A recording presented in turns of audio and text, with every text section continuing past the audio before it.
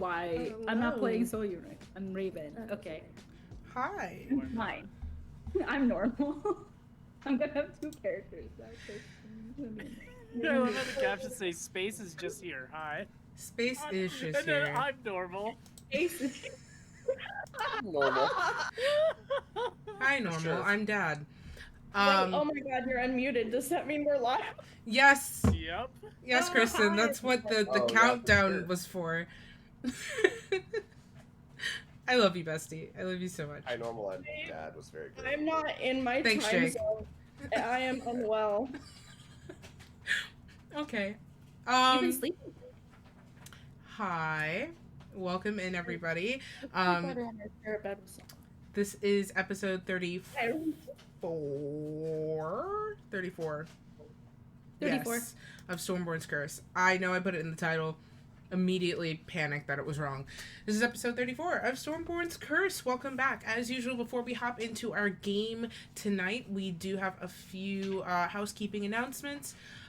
First of all, if you're coming in this week, you've probably seen it go down on Twitter already, or even if you're watching the VOD for this, because this is all kind of going to get blasted over the weekend, uploaded, because we are behind a few episodes. There is as you've noticed, we have Crispy guesting with us for a few weeks, but we are currently with an open spot on our permanent cast register, and so we put out a casting call. So if you are watching the show, if you've never seen the show in your life, if you like pirates, if you like D&D, and you were like, hey, I want to throw my hat in the ring for a long-term campaign, you can absolutely do that. In fact, I'm going to go retweet it now so it's at the top of my Twitter while I'm talking about it. But yes, there's a Google form that you can fill out now to go ahead and just tell us a little bit about yourself. And there will be, after that, once we start to round down through all of the replies, because we've gotten a bunch of super strong ones already, there will probably also be an interview portion. There's a whole, under the tweet, the original tweet, there's like a whole section of FAQs and everything you need to know. And if you're looking at it and you have any questions, feel free to reach out to me on Twitter or through my email, which is also on the tweet. And I've just retweeted it, so it's at the top of my Twitter page. So if you want that information, you can go check it out there. But yeah, super excited to welcome a new person to our little family here. And I hope everybody who is interested gets their chance to throw their hat in the ring. Other things. Oh yeah, so I haven't announced this yet, and I don't have a lot of details to really put forward about it, but I want to start talking about it now as I start to get the details together. Next month is my 1-year stream anniversary, which is exciting, and for that, I want to do a very large TTRPG charity push. I don't have super solid details to talk about right now, but I'm going to be setting up a Ko-Fi goal probably in the next week or so to start getting materials for that together. If all goes according to plan, it's going to be the most ambitious thing I've done to date. So I'm very excited. Charity to be announced. We'll be talking about it over on Twitter, but I hope we can help a lot of people while we celebrate me haunting your lives for a year. I'm so excited. Ballsy in the works. We're gonna see what happens. Next, what else? I came in with the list and then I forgot everything immediately on the list. Dear God. Your VOD channel. Have one of those. Check it out. Nice. Nailed it. No, the other thing is really my Ko-Fi. That was the other thing. If you like what we do here, if you're liking Stormborn's Curse, if you see my gaming VODs and you're enjoying those, if you see me popping around on other TTRPG streams, you're like, hey, I like what Liz does. Twitch doesn't give me money. So if you wanted to do that, that would be cool. That's what my Ko-Fi is for. But there's no pressure ever. This is not a transactional experience. Available. Okay, with that being said, because I jump into tonight's episode of Stormborn's Curse. To recap very quickly, last episode was more of what we like to call our Tuesday episodes, in which we have a lot of character building and no plot. as Amanda spent another day with our wonderful party post drinking games, they had the chance to sort of meld into our general party dynamic a little bit more, get to know everybody. Renori had a nice conversation with M that was really heartfelt. So much happened, and I'm not gonna remember it all. But we did have a lot of really sweet party interactions between pretty much everybody, I feel like. But the most important piece, which transpired at the end of the episode, was where our party, who have now that we've been together and sort of settled for a couple of days post the fall of Rakad, the party is once again setting their sights northward bound and actually going this time. I love you guys.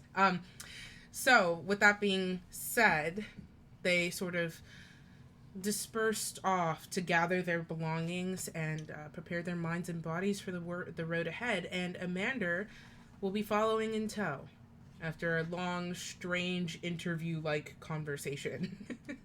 Yeah, everything went fine. Everything was totally fine, normal, and not at all threatening. So normal. So normal. So with that being said, this is actually where we're going to pick up is probably about an hour or so after we ended the last episode. So everyone has dispersed to sort of gather their belongings. I know most of us just have sort of the skin on our backs, like one pack sort of to keep to ourselves. But you have all had time to go back to your various lodging setups to gather anything that you need. And with that being said, everybody in the party is prepared. Everybody's gathered their belongings. And you are all, for convenience's sake, to start us, gathering outside of Iselda's cabin. It is later in the afternoon, and there's still a bit of a hustle and bustle as now people have returned from Rakad, those who've gone to sort of assess the damage, and disperse back into the camps for quick rests and switching off of shifts. There's still homesteads being constructed and things, so there's still quite a bit of motion and flurry about the place, but you found a quiet little pocket to sort of gather your folks in front of this house. So with that being said, Renori, Raven, Faustus, and M, with your various belongings, stand outside of Iselda's house as a warm breeze sort of just caresses the sides of your face and disturbs your hair in small flutters. It is a wonderful day for an adventure. With that being said, the moment of truth to decide who you'll share that adventure with. You have plenty of time to leave and start your trek now, should you wish, and make good time for the day. But you also have time to stop back at the Seahawk as you continue your forward northward track for any last-minute stops, conversations, sort of team tag-outs to switch people out, all of those good things. So with that in mind, do we have a consensus on where we want to go and with whom? I see a thumbs up from Sarah. I think the plan is to go up the right side and to send Boomstick, John, and Ripley back to the Seahawks. Okay. For their safety. And by for their safety, I mean for our DM's sanity. Okay. And for ours as well. Yeah. And ours. That's what I was gonna say. And ours. I'm going to pump the brakes. I didn't finish. I was going to say also ours. That's okay. So that would mean that make it on your behalf. Yeah, we are keeping Tessa and Casper. Okay. In terms of NPCs, and everyone else leave gets to go Casper. home. Chris Renori can't survive without Casper. Literally. They are symbiotic. No, do bring Tessa though. Do bring Tessa. And he can't survive without her either. I didn't mean that to sound misogynistic. Like, it is a symbiotic relationship. No, yeah.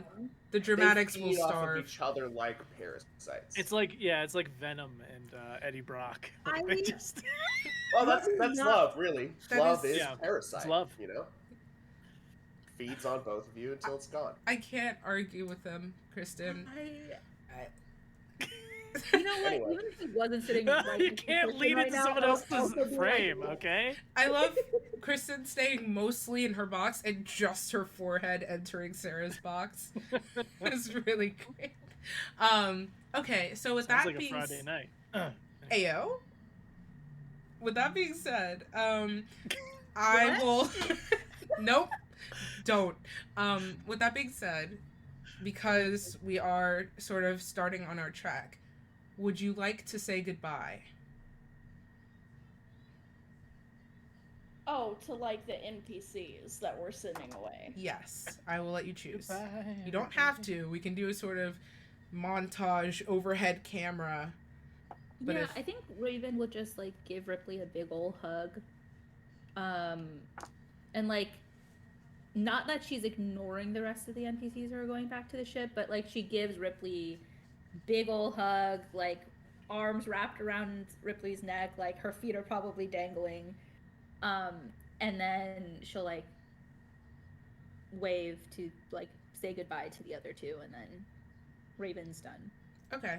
Renori would pull Boomstick aside really quick. Mm-hmm.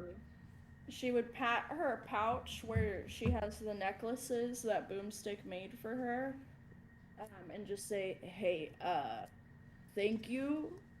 I really appreciate it, and I just want you to know that you matter, and I look forward to when we get back to the Seahawk and spending more time with you. I don't know if you do hugs, but if you would accept one." She pulls you into a hug. Oh, okay, that answered that question.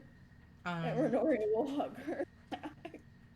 She just sort of stands there a little bit, and when she pulls away, she like her hands linger on your shoulder for a little bit before she drops them, and she kind of kicks the dirt a little bit. She goes, yeah, I look forward to seeing you again too. Please don't die. Good luck. Yeah, that's the plan, not to die. Oh, Yeah, no, please don't. It would suck. it would suck, wouldn't it? If Renori is receptive, Boomstick would kiss her on the forehead. Yeah. And she'll turn to Casper, and there's just this moment of that familiar intimacy of a long friendship.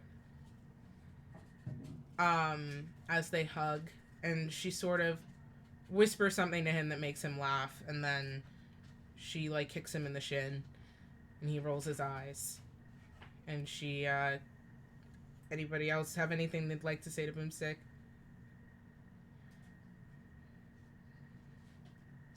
Okay, she sort of enters the loading zone.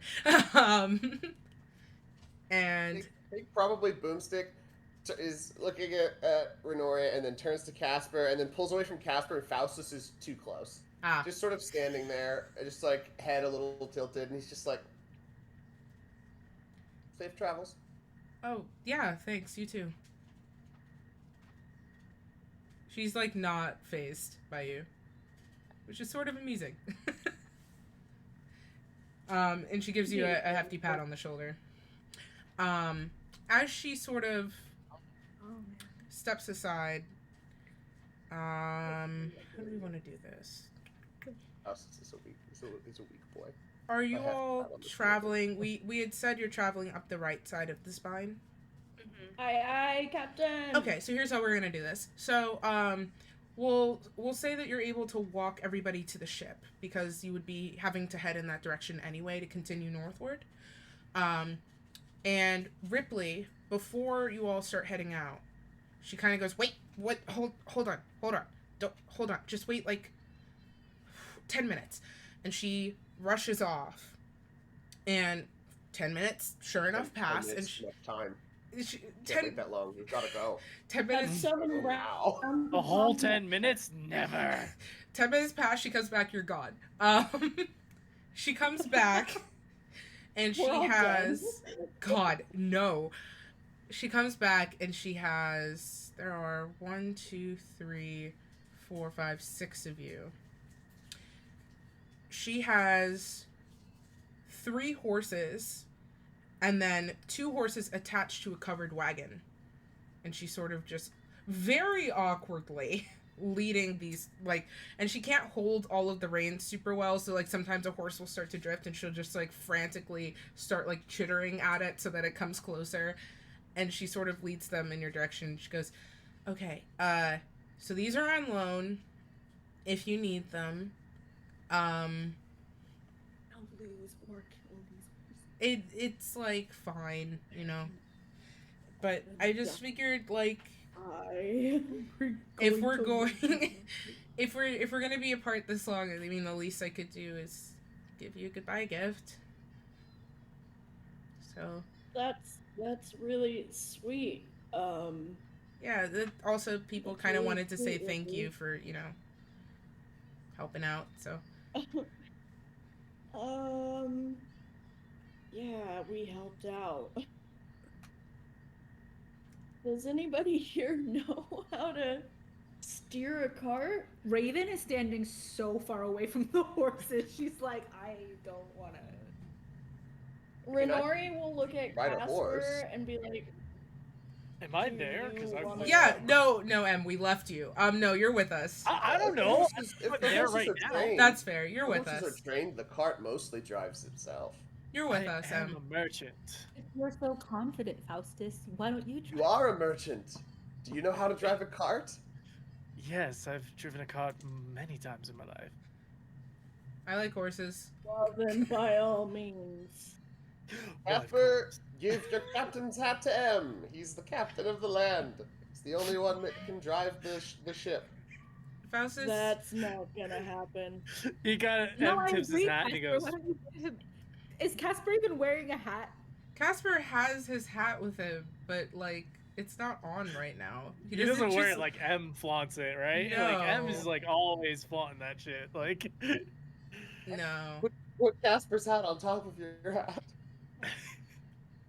Or I think that's a terrible Counterpoint. idea. counterpoint, I know how to use horses, so I could help with that, and we get going, and I don't give my hat to anybody. Oh, I see you're looking for sort of a co-captain role, Casper.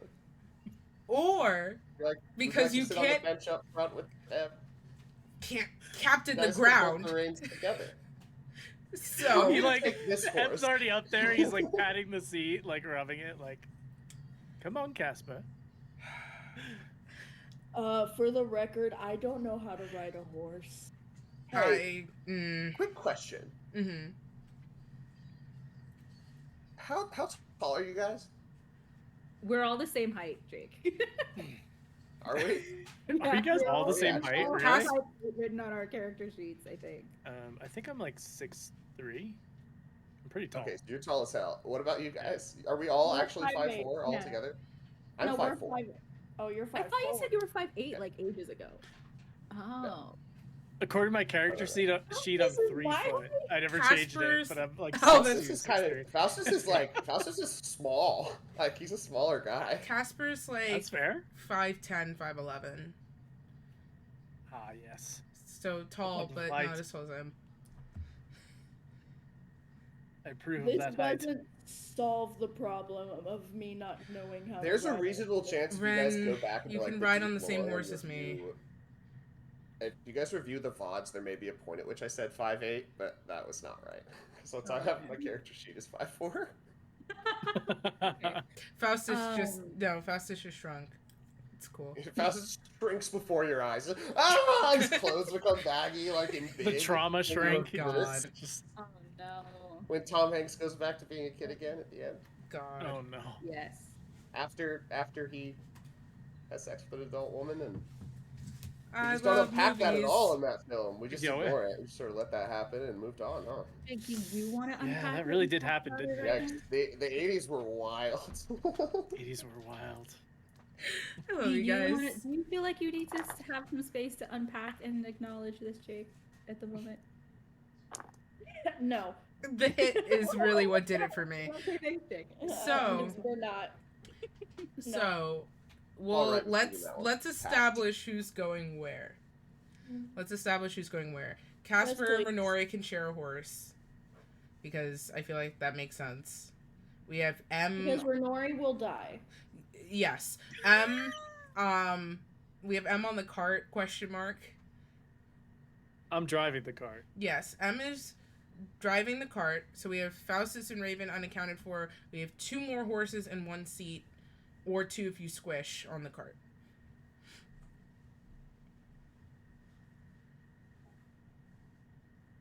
I don't know if you have a preference. I'm trying to wonder, because, like, animal handling is a wisdom thing, right?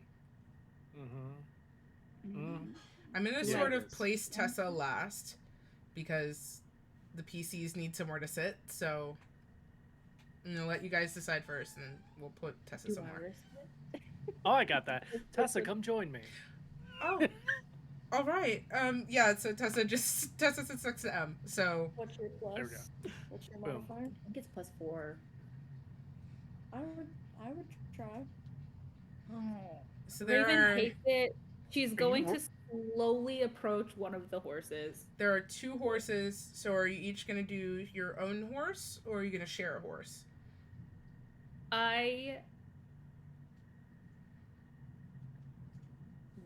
How would Faustus do on this?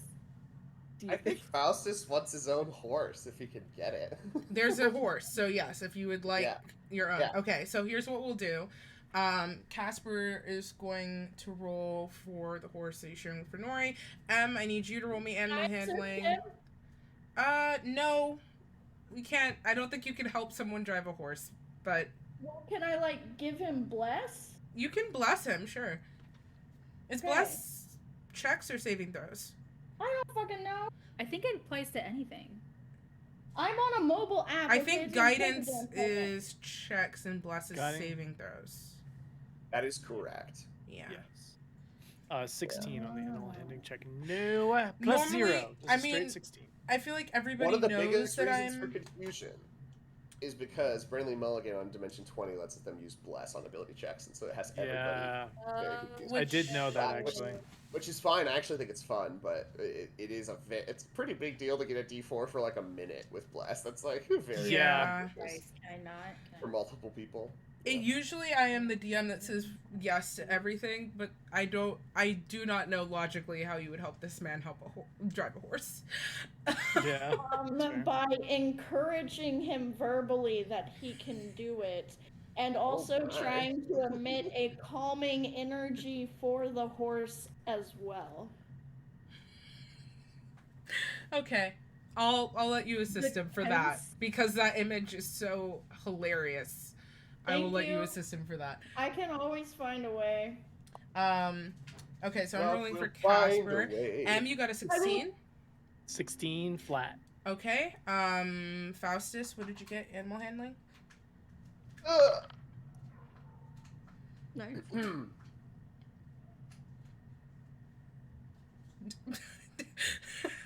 I love watching rerolls happen in real time. 12.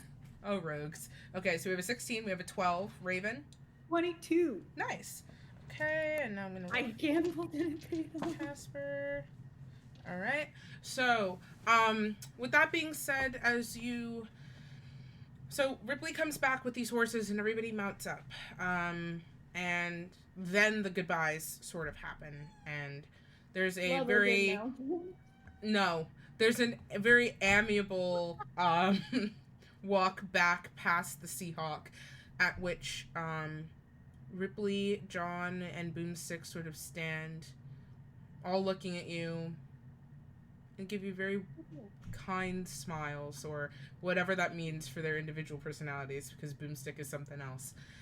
But you get smiles and sort of gentle waves, and they sort of arm in arm almost make their way back off towards the Seahawk. It's so much worse when you're in proximity to each other. God. They make their way back off to the Seahawks. In my ear. Sarah, I'm revoking your whisper privileges. You have to cast a spell if you want to use it. Because you're look, that's the face of chaos. I see you. I learned message, so I feel like. Oh, that's right. What have I done? So as the three of them Kristen, make their were you giggling way because of what she whispered, or was it the warm breath on your ear that made you giggle? It's because Sarah said, "Oh yeah, you do love a good mounting." I think you guys should audition for our show. Yeah.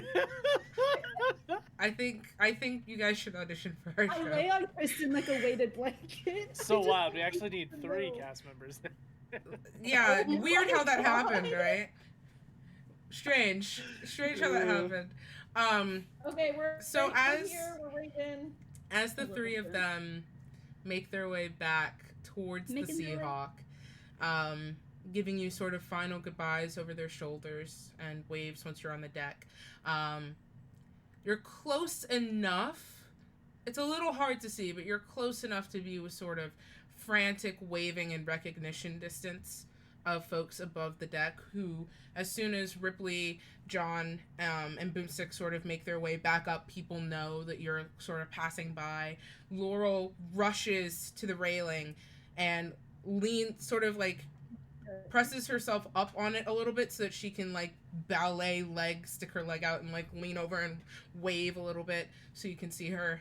And roll a percentage die because I've been waiting for this. And you see as Ripley sort of comes aboard the deck and various people embrace her and like give you polite waves and raise mugs and such over the edge of the Seahawk. You see Ripley sort of get like Laurel just runs across the deck and jumps into Ripley's arms, and Ripley sort of spins her and puts her down. And you see there's like a moment of quiet conversation from this distance that you can't make out. Raven is also doing this. And the two of them, the woman for Ripley for they've been trying to get Ripley a girlfriend for so long, and it's adorable. Ripley turns and hand in hand with Laurel, the two of them wave you off. John is kind of hovering close behind. Raven is just thumbs up, like. Renori's like, just like, oh. Fishhook, you catch him sort of at the back corner of the ship. He gives you one hearty wave. Who else is still up there? Oh, to make it sad, Brienne, you see Brienne run up to the edge of the ship. Oh, no. For M, there's this, for you, even if you have good elf eyes, your elf eyes see, there is a... They do see. you have perception. Your elf eyes see. This little goblin, You're wrong for this. from this distance that it's hard to make out their age, but you're guessing probably teens-ish. She runs up to the railing and you see her give a very hearty wave. She's got these 2 long pigtails and she's wearing like gold decorations and such, like earrings and things like that looks like she found, and really sweet looking adventurer's clothes, almost like a spirit Halloween pirate outfit almost. Like, you know, like how people give like a kid like a plastic deputy badge. It's like if you did that but with a pirate outfit. Oh. And she stands there the waving. That we cart around on our pirate ship is growing up. She stands there waving at everybody as you pass. What a crew. And you see this moment of almost like taking stock. And you just see this little girl sort of stumble back from the railing and run off crying. Because Tide isn't there anymore, and that was her bestie. Love framing things through other people's eyes. So she takes off and disappears, and you see Boomstick promptly follow after her. By this point, you've sort of eclipsed the visible range of the ship, and you leave it behind you as familiarity, but for now a memory. And you continue towards the east, curving around the spine to begin heading upward. Now, as you're continuing, it is sort of approaching late afternoon. And I'm pulling up my calculations because they are probably correct. Because I'm a good DM who plans things. So, as you have had like a sort of periphery conversation about the travel that this would entail to sort of begin this leg of the journey as you continue northward, you're choosing to loop around the eastern side of the spine as close to the eastern coast of Faerun, of this continent, that you can. The closest city to you is Melva. And you would know that as you've looked at your maps. So you're continuing in that direction, crossing around the base of the spines, which you watch these mountains, which sort of, as they continue off into the distance, almost like when you're driving and you see power lines sort of just swerve and swoop over hills. You see as they begin to go from these jagged dagger points that pierce the earth and have the faintest bits of snow and ice that glimmer and reflect in all directions at the top, into rounded, worn, tired formations of earth that continue off into as far as you can see, shrinking to pinpoints in your periphery. You're still mostly operating on grassland here, so horses clip-clop off and take you sort of along the southern coast. For many of you, this is probably the farthest south you've been.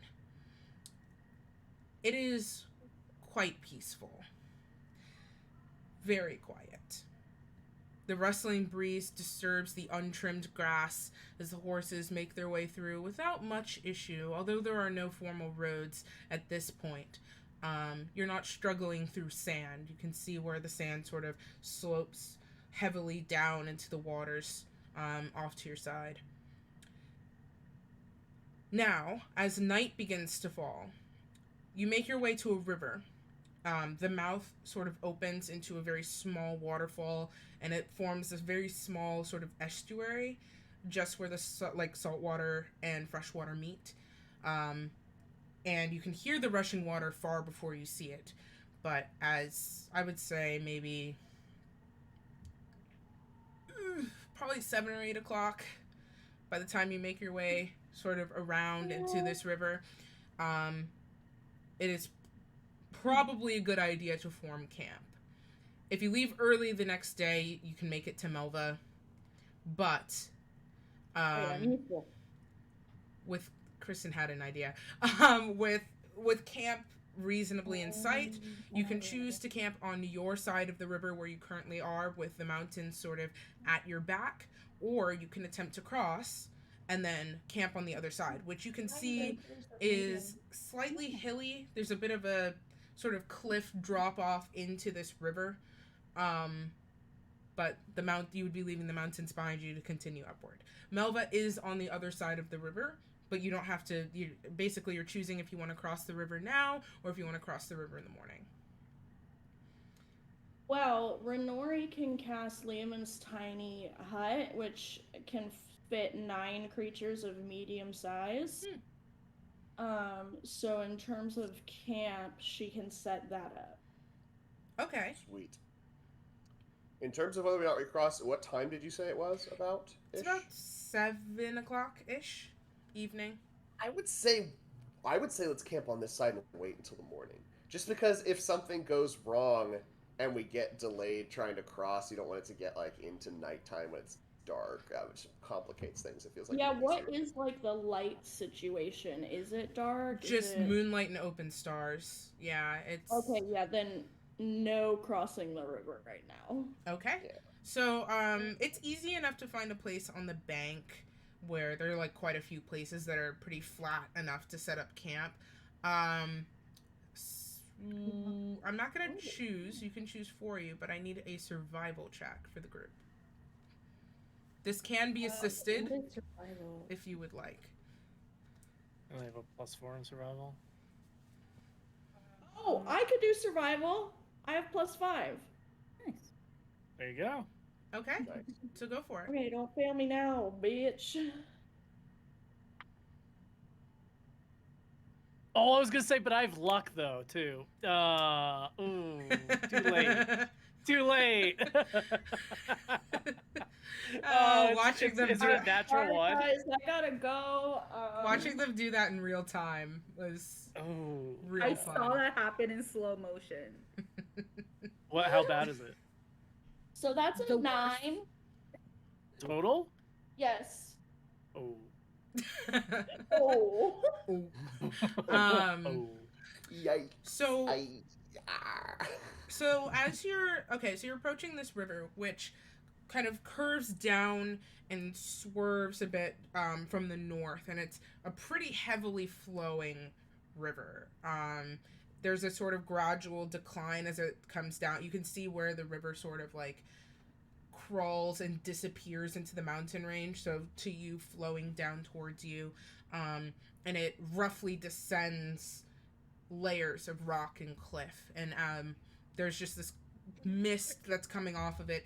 Not quite humid, it's more of a cool mist for now, but it has turned several areas of the riverbank a bit muddy, and so you're sort of, Renori, looking around while the group is sort of moving in this direction, trying to find a place to sort of settle down.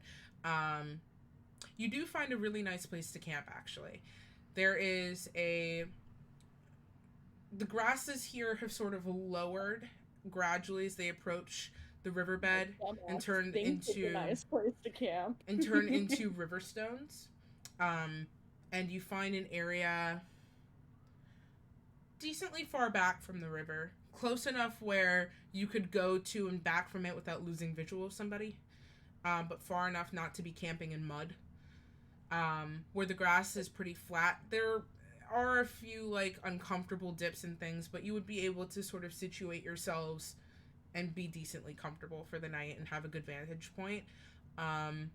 So with that, you sort of begin to arrange the horses to make periphery plans for the night. What are you up to? How are you breaking camp? Well, Renori, in order to cast Liamon's tiny hut, it's a ritual. 10 minutes. So she would kind of sit crisscross applesauce on the ground, and just, start casting, getting that ready. Once it's ready, it's a 10-foot radius immobile dome of force, and it springs into existence around you and above you, and it remains stationary. If Renori is to leave, the spell ends. But 9 creatures of medium size or smaller can fit inside the dome. And yeah, until the spell ends, I can command it to be dimly lit or dark. It's transparent from the inside, so we can still see the stars and everything. But we're shielded like from the elements and stuff. So that's what Renori would like immediately get to doing. Okay. While Renori is casting that, does anybody have anything they'd like to do for the duration of those 10 minutes? Yes, Raven. Yeah. So Raven was on the run on like this area of Faerun or Rydell. Rydell specifically, yes. Yes. Thanks. I take notes on everybody's things, and Renori got a 9 survival check. I'm going to write that down. It's just worth seeing it in person. That's, I know it's happened, but when you see it, it feels horrible. Anyway. I feel like Raven would make her own assessments to see where she could possibly sleep. Is there a way that she could? Is it okay if she does that? The outside of Renori, I assume you're communicating that you're casting the spell. Like you didn't just sit down and start muttering. Yeah. No. So Sure. Yeah. knowing the I think premise that of what Raven was Renori's still- doing, are you Yeah, looking I think elsewhere? that even in the full awareness, Raven was sort of still checked because she's also thinking that maybe someone should stay outside with the horses. And despite being fucking terrified earlier, she rolled a 22, so I think she's feeling a little bit more comfortable with the horses. Okay, so you want to look for somewhere else to sleep. Okay, sure. Go ahead and roll me. Yeah, do survival. Okay. That's gonna be a 19. Okay. So you're looking for a place to sleep specifically alongside the horses, or are you looking for a place for you to sleep? It would be like if like the hut is going to be somewhere and then Raven's going to be nearby and then just like has an eye on like the horses and like everything else. So I was thinking like if there was a specific area in like a tree that she can tie herself into or like whatever that she can sort of get a good vantage point. So where you are now, as you're sort of kind of coming around the edge of the spine, most of the trees are clustered way far against the mountains. You're sort of in an open area here. What you can do is about some distance away from the hut, sort of closer to the mountains where the ground becomes more firm. You definitely could sort of set up some sort of vantage point with the horses, and it'd probably be better for them with the mud and all. But there isn't any sort of supernatural cover here. Like there are rocks. Raven's a horse girl now. Yes. Damn. Fine. Character I'm leaning into assassination. There are rocks poking sort of out of the ground in various angles, but they're a lot closer to the riverbed. So you have a couple options. You could go closer to the river and try to brace yourself up against some of the rocks, but it's going to be a little bit like muddy. Or you could go onto drier land a little bit further, but it's completely open.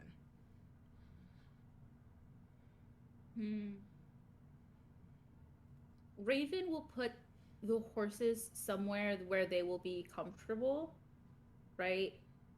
Out of the way and like not where people are going to just like grab and then run off with them. It is an entirely open plain, so That's what, like, yeah, there's the river with the rocks next to it, and it's open plain all the way up into the mountains, which even though you can see the distance, it's like a few miles. Is Raven clocking that we're going to be just sleeping in this like open space? Or is where the hut also but Renori explained that the hut is opaque. Yeah, no, I know, but like people are still gonna see the hut. Yeah, I mean, it was a 9 survival check, so well, like I know, right? I think that's well, the thing is I think Renori is assuming like what parties do that people would switch off on taking watch. To make sure that everyone can get their 8 hours, but you switch off with watch. I don't need it. I don't need it. Yeah, and also I don't need it. Sounds like 4 hours, and I'm good. So Raven, so good. I'm glad we're on the same wavelength. God. Yeah, Raven's gonna be just like. I will say, I should clarify the spell. I can make it any color on the outside, but from the inside looking out, it's transparent. Yeah, it's like a one-way mirror. But on the outside, it's just a dome that looks odd. Yeah, it's a color of you choosing. Nothing can get in it. It's not like. Yeah, creatures who are within can pass freely, but. Can you dispel magic at Leon's tiny hut? Yes. Mm-hmm. There's something about no magical. Oh wait, I would. Magical effects can't extend through the dome or be cast through it. So you can't cast a spell. Yeah, that's it. Through they it. could dispel it.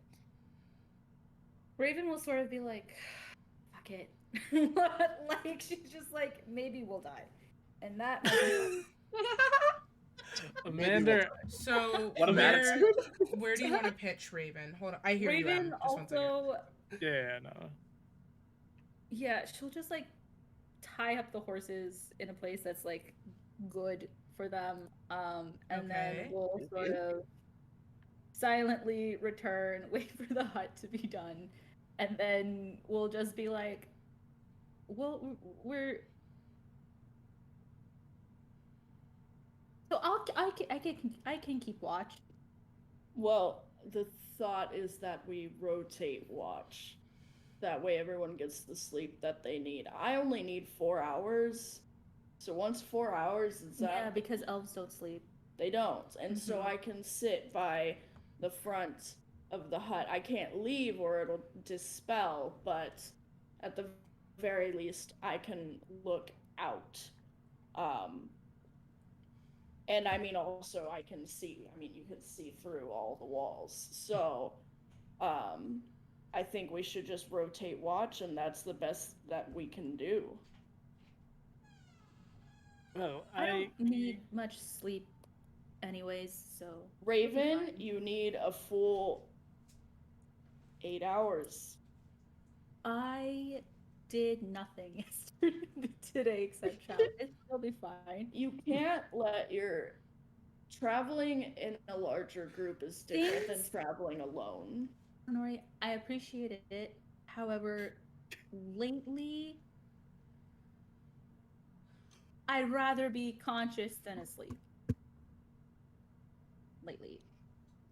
Sorry, I just clocked Crispy punching the shit out of his mic. My mic would not mute. I was like trying to click it and it wouldn't mute. It just got more aggressive and it took me out. The punching was better. Okay, well, just know that after 4 hours, I will also be awake. M could also be conscious. So, how do we want to do this?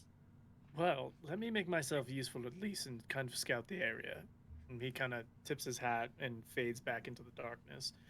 I'm going to spend probably like roughly the next like 2 hours stealthing around roughly like, I don't know, probably like 200 to 300 yards around the area that we are. Okay. Just making sure that there's not anything we didn't come across, like caves, wildlife, anything like that. But I will do it stealthily. We'll come back to you in a second, but you're able to fade into the shadows without much issue. So with that being said, the hut has not... Okay, the hut has not gone up quite yet. Okay, girl.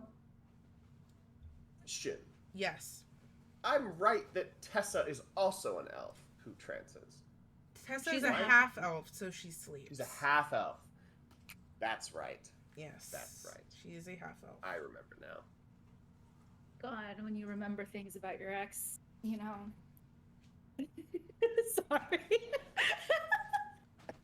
I wrote it down. I don't know about That's okay. I remembered today that my ship name with Ryan was Crying, so... Yeah, I was informed about that. That's interesting.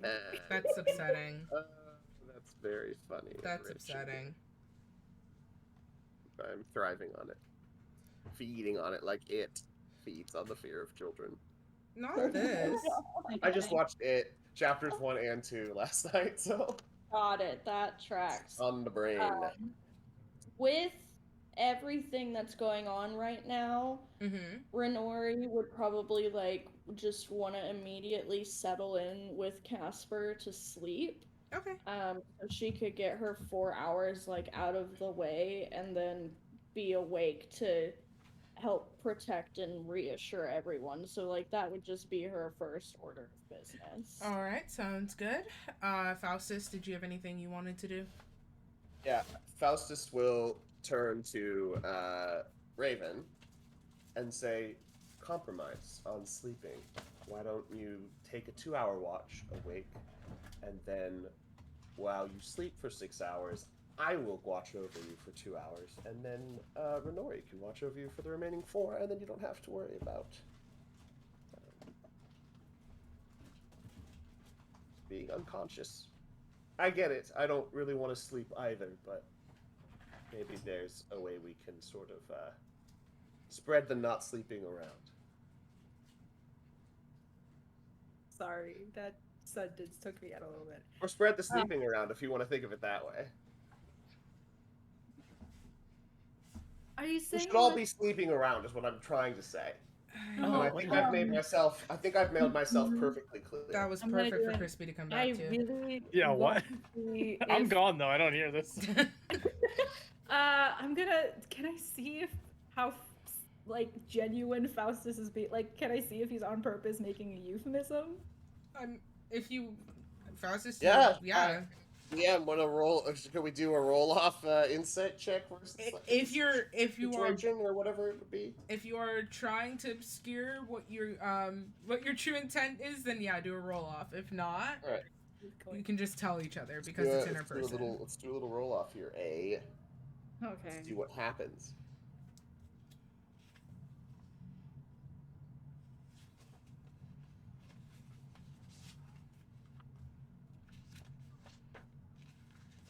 What'd you get? 25. I rolled a 14 on deception. I rolled an 8, but my reliable talent made it a 10, so it's a 14. Nice. And you could tell that Faustus initially was just sincere, was trying to communicate, recognized that it was getting confusing, and definitely was twisting it into an innuendo on purpose. Okay. Raven. He's keeping a straight face. I really needed to know because Raven's gonna take it at 5 different directions. Raven. Jesus Christ.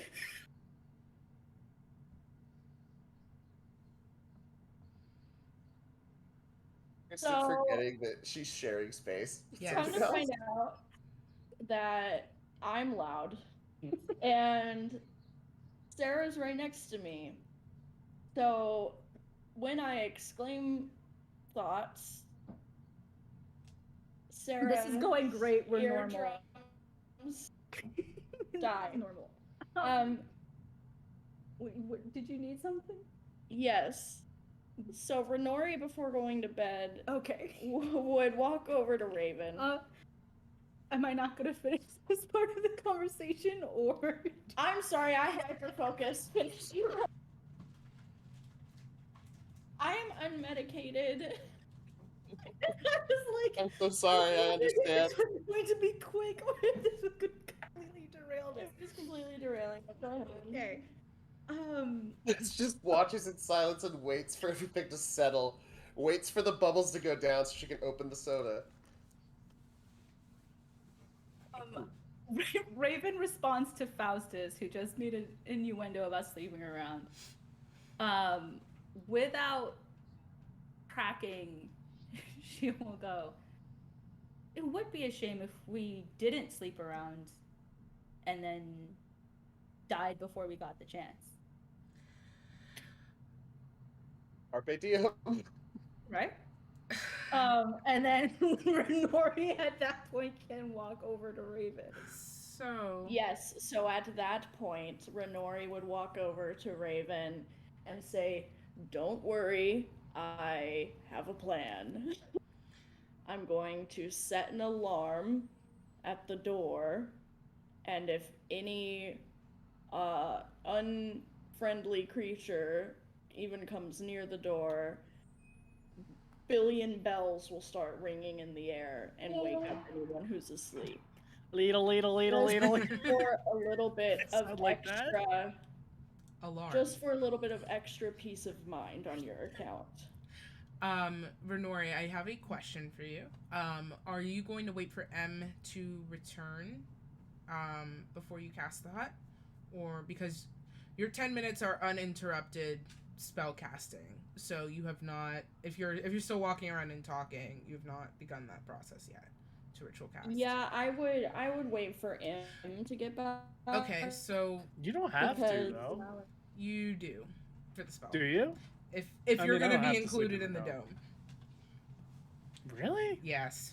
I think that you can't pick and choose who sets off the alarm, right?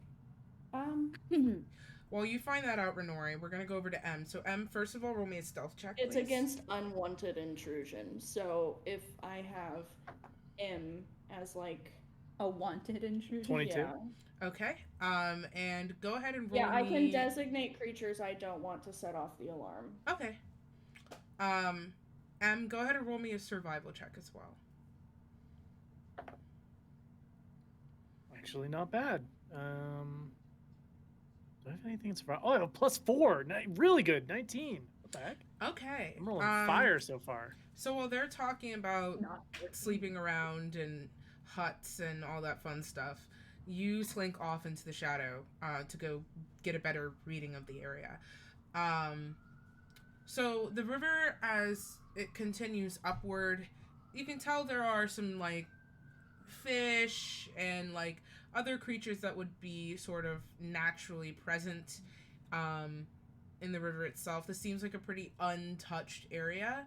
So the water, as far as the water concerns, nothing really sparks your attention. You do see other like signs of travel through this area recently. Wagon wheels that aren't yours, footsteps and such. It is kind of hard to like make out the age of those, especially as the mud disappears into grass. It doesn't seem like a super high traffic area, but you're not like the first ones on this plane. As you sort of circle around from the river and sort of keep checking up where the land gets more uneven and start curving back around towards the mountain to complete your loop, you do notice a few like almost like burrows. Like there are, I would say maybe like this big, a little bit bigger, probably like maybe like bowling ball sized burrows. Prairie dogs. Possibly. Every once in a while, not too frequent where it like alarms you necessarily, but you do see them sort of spread out. There are caves, but they're a few miles away. Like the mountains are not right up on you, so you have a few miles of leeway to work with here, and there are caves up there. There are small clusters of trees at the base of the mountains as you're continuing this way, so there's you can hear like the calls of wildlife from within there, but nothing straying from that territory. Open plain, but nothing catches your attention. Okay. I'll make my way back. Okay.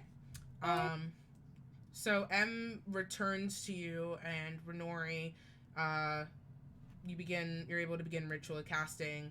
10 minutes pass, and you bring this dome to life. What color is the dome, and what's going on with it?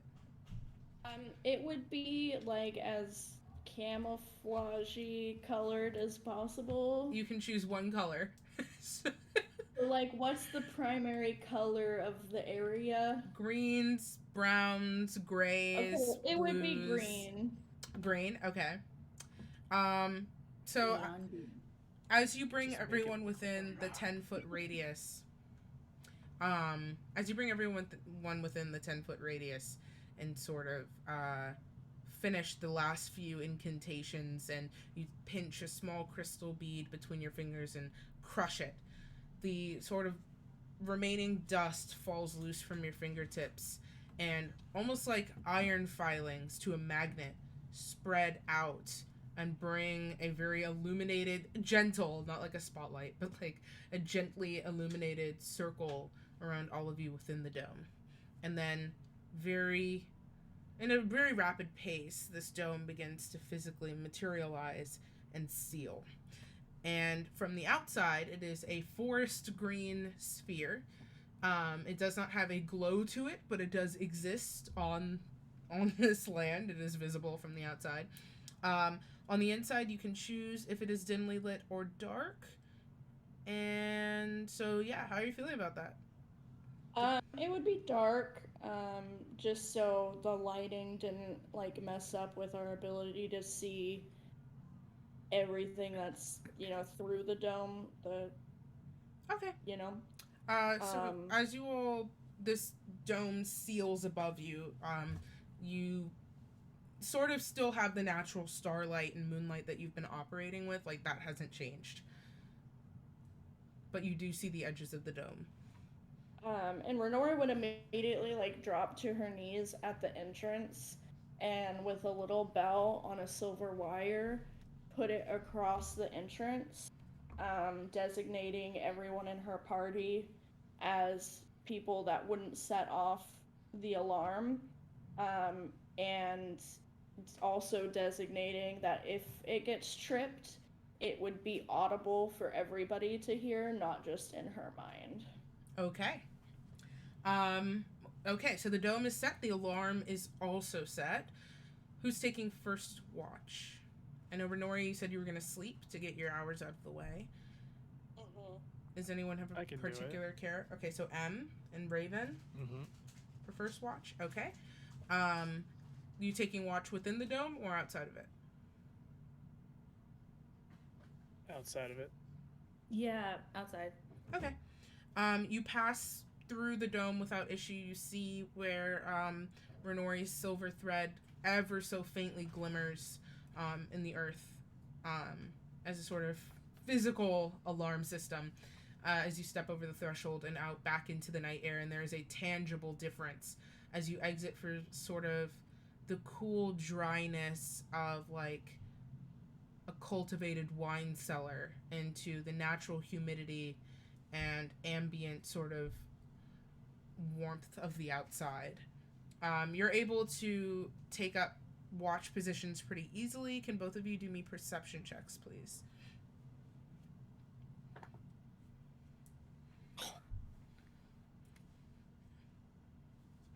Those were two different facial expressions. Well, I'm gonna... That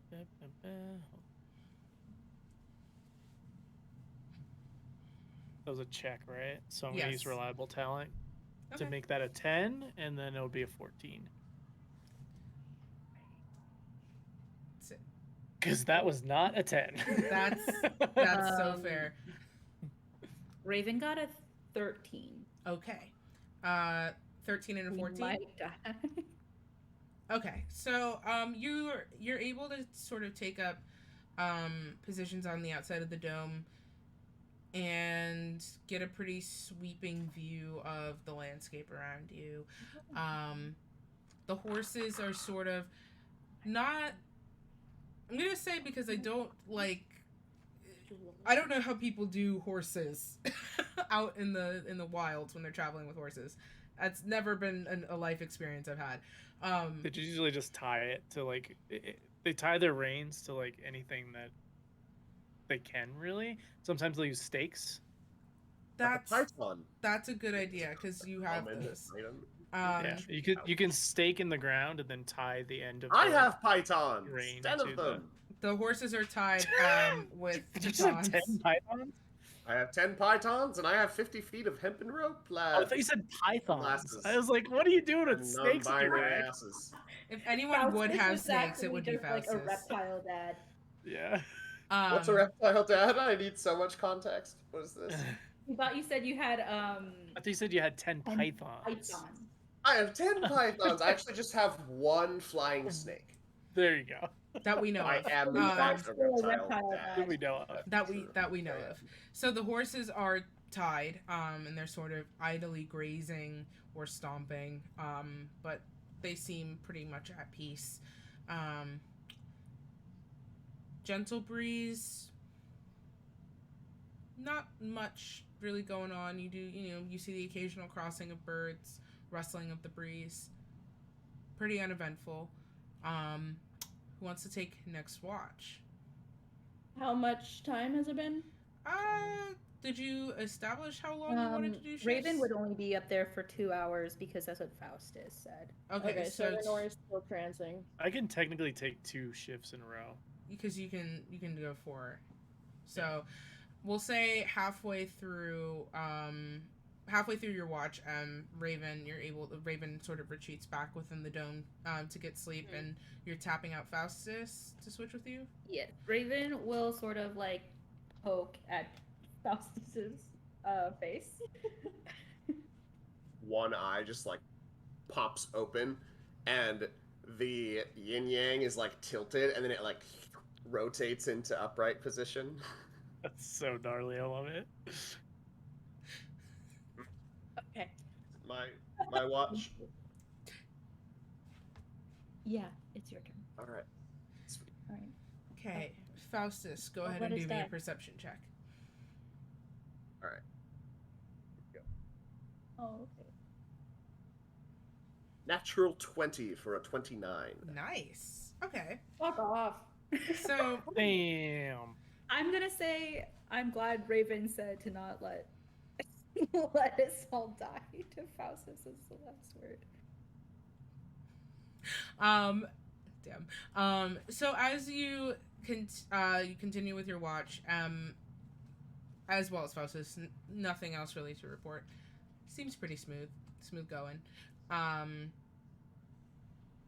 If anything, it's boring.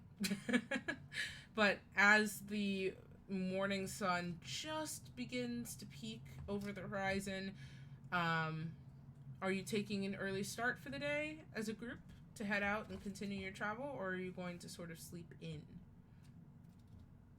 Well, we need to get 8 hours for people, right? Yes. You left mid-afternoon, arrived here about 7. So So we got the 8 hours? Yeah, I don't know if you narrated if Renori. Oh yeah, that's not how math works.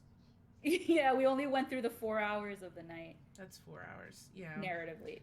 Because it split. It confused me. My bad. So after this, Faustus, you're able to switch out. We'll say Tessa would take watch with Renori. Okay. What do you want me to roll? Perception, please. Okay. Just to make sure. Make an attack roll for your attack on Tessa. Okay. Well. Oh. Remember the plan we talked about in the text thread. So that's a 19. Okay. So the two of you sit shoulder to shoulder, metaphorically or not, as the air sort of continues to just flow off of the river, gentle mist drifting through. Nothing to report. So, Tessa just sort of sits as you keep watch, and she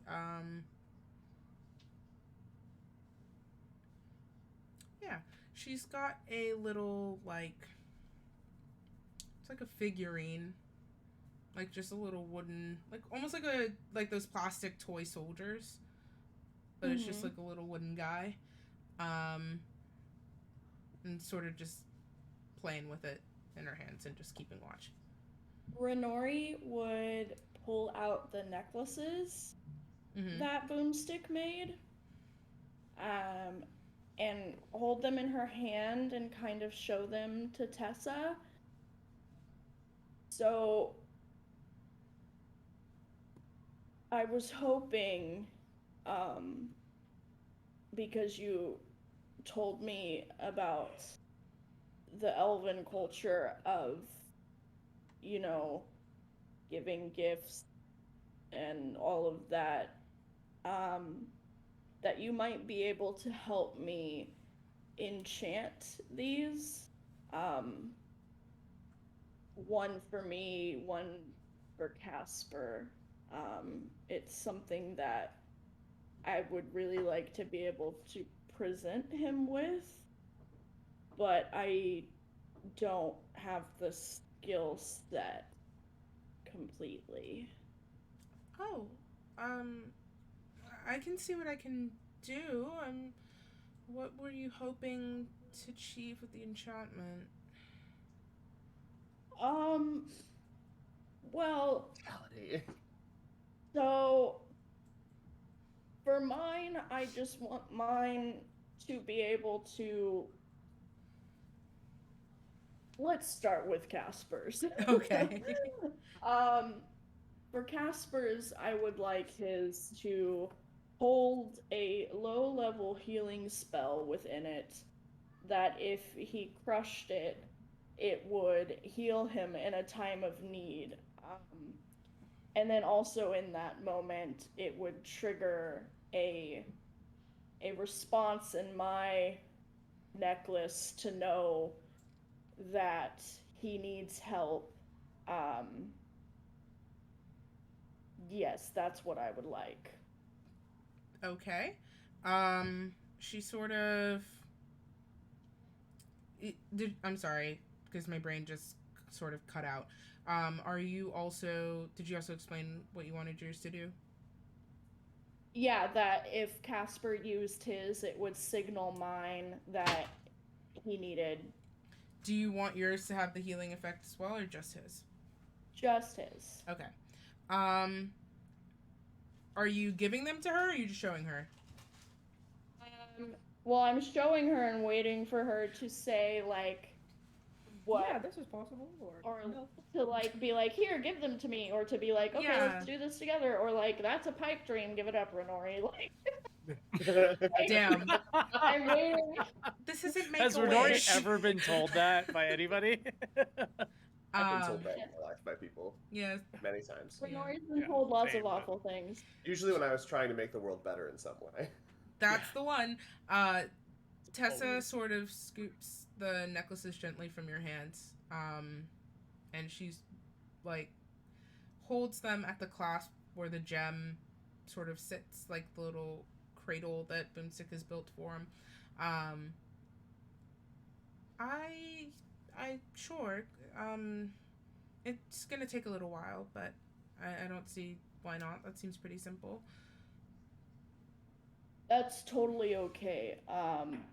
Boomstick made them. Aren't they fantastic? She does have a knack for this. They're gorgeous, honestly. Yeah. I appreciate you being willing to help. Yeah, of course. It really means a lot. I appreciate you, Tessa. You see just the smallest flicker of sadness before a smile comes in.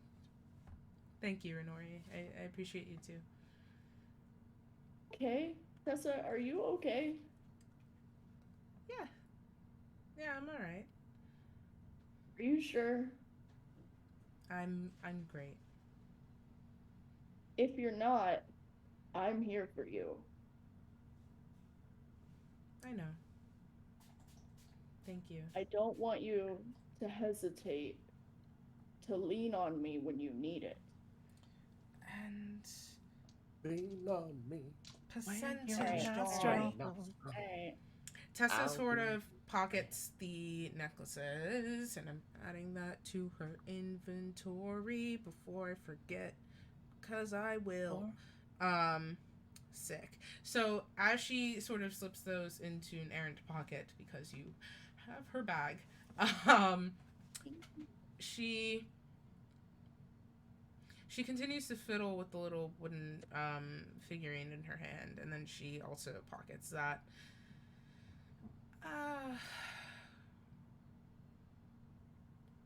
So you and Casper are... You have a very powerful bond. Uh-huh. And I was wondering if or how you knew that was real. Oh. Interesting question.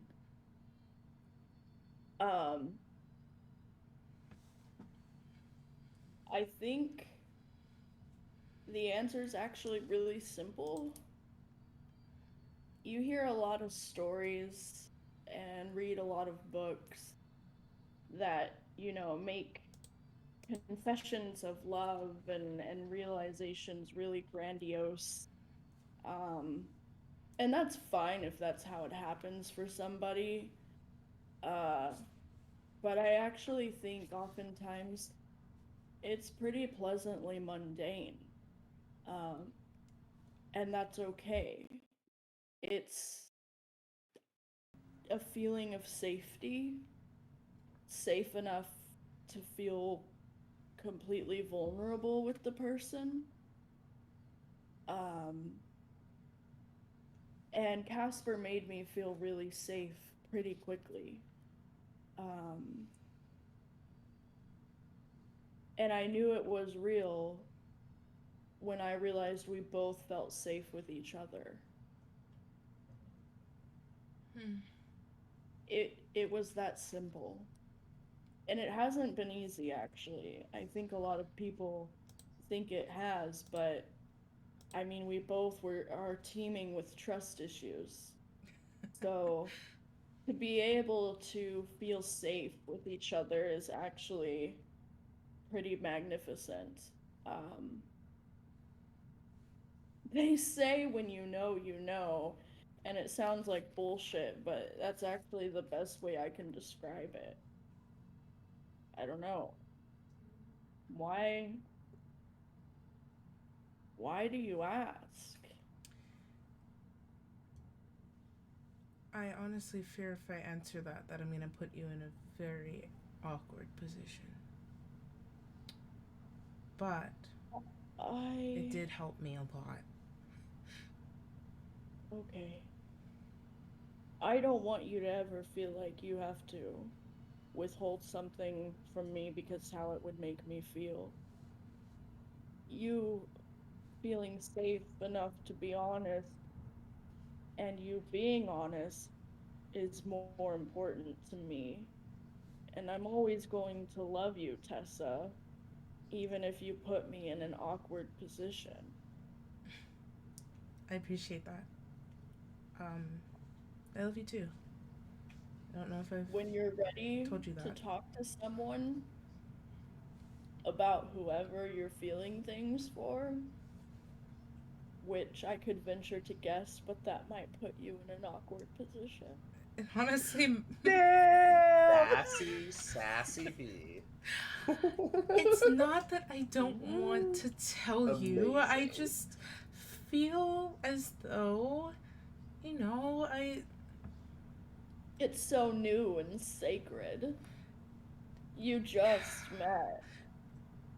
Oh, oh no, that would be so much funnier actually, and probably easier to handle. Um, no. Interesting. Easier to handle. Then alternatively, I know the answer, but that's okay. You don't have to say until you're ready. I'm gonna see if she's ready. So certain, even though you were just incorrect on your first Right? guess. You're like, I've got two guesses, 50-50 chance. No, 50-50 shot. Okay? And it's like you cross one off and then it's gotta be the next one. It's just, it's, narrowing Is that how it 50-50s Like in the work? game, in the game of Clue. You're describing the game of Clue. I understand. Yeah. I play a lot of Clue. That's The fair. list is also everybody in the Earth party right now. It's just like Yeah, it just keeps going. Okay, genuinely, I had two people in mind, and I went with the one that would be funnier verbally. And now I've clearly been shown to pivot elsewhere. All right, everybody, so fucking chill out. Tessa sort of leans a bit.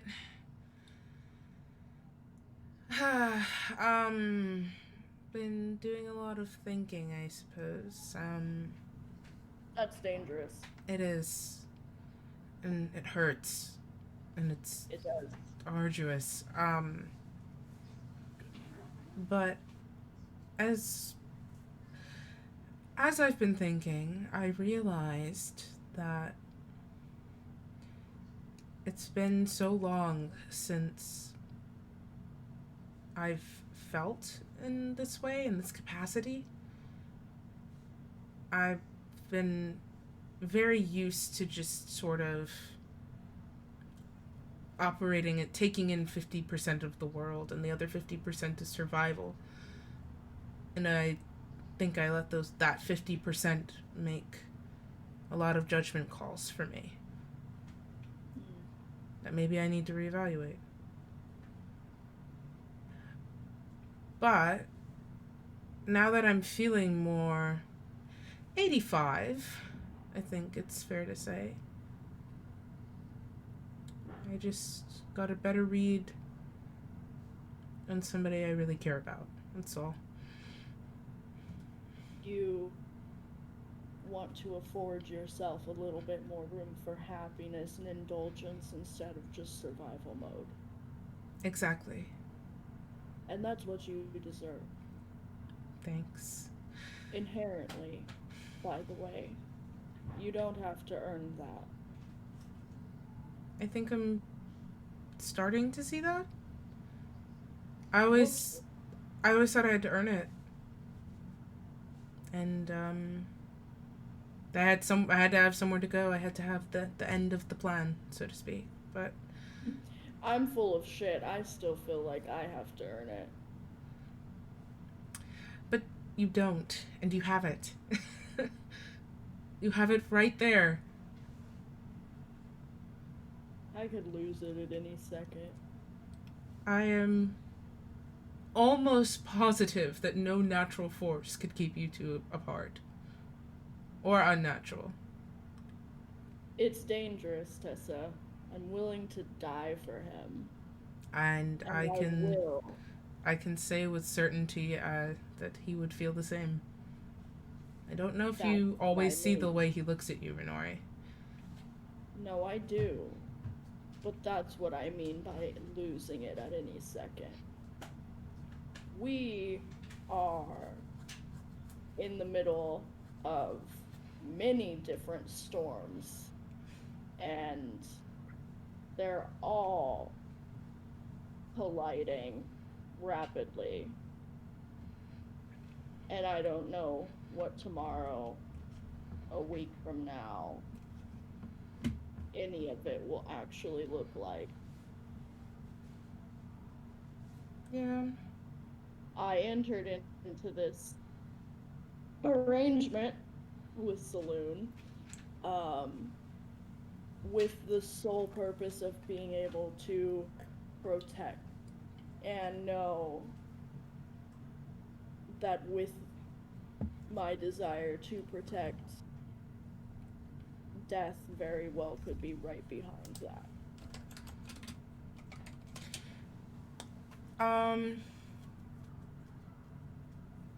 Yeah, you kind of get used to it.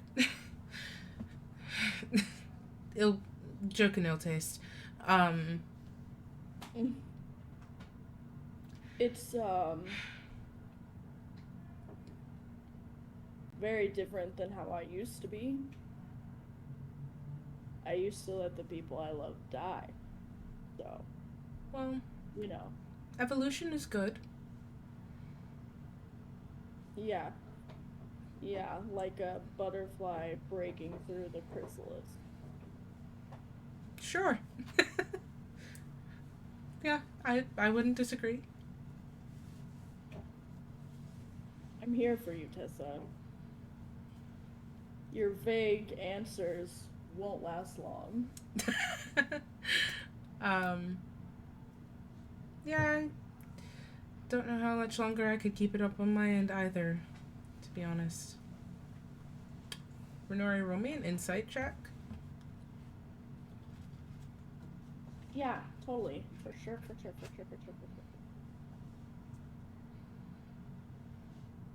Non-natural 20. Okay. You catch something very small, but it stands out to you. Keen mind. Am I keen mind? You're keen mind. As you... Were you mocking yourself without you saying anything? As you I know what I sound like. That's not what you sound. As you glance back towards the dome, which, being on the outside of it, you know, is just this... I'm not on the outside. We're, like, right in the doorway. Oh, you're taking watch from within it? Outside? Yeah, like, we're right in the doorway. Oh, yeah, that's right. She can't leave it. Spells. That would have been really funny. We're, like, whispering. Yeah. Okay, yeah, so... Like you turn back to the dome and it's gone because you went outside. Yeah. No object permanence. So you... As you watch as Tessa, who is on the outside of the dome, but, like, right by the doorway. So she's more posted up against the outside of it and looking out, and you're, like, kind of hovering in the doorway to also look out. She once again takes that figurine that she was fiddling with, like between her fingers, and for just a moment balances it on the tip of her finger, and that action sort of sparks something reminiscent in you before it sort of tilts and she catches it and she just sort of pockets it, and she's like kind of just casts a glance over her shoulder and then looks back, gives you a pleasant smile. Teach you how to do that? Who? Faustus. Did he teach you how to do that? I was just fiddling. It's nothing. Something Faustus is very adept at. It is, yeah. Is that a skill you wish to show him that you now have? I doubt Faustus has any interest in my party tricks. I think Faustus has interest in any party tricks. Yeah, that actually is quite true. Like a toddler in that way. But Faustus likes anything interesting. Almost to a fault, but I can't say much in that inn. maybe I'll show him. I think he would like it. And he might have a thing or two to teach you. He already has. But He enjoys your company, you know. you think so? Yes. He went out of his way to make things right between the two of you. I know. Quite quickly. No, I know. I think it's one of those things where I know these things and can't bring myself to believe it, I guess. We are our own worst enemies.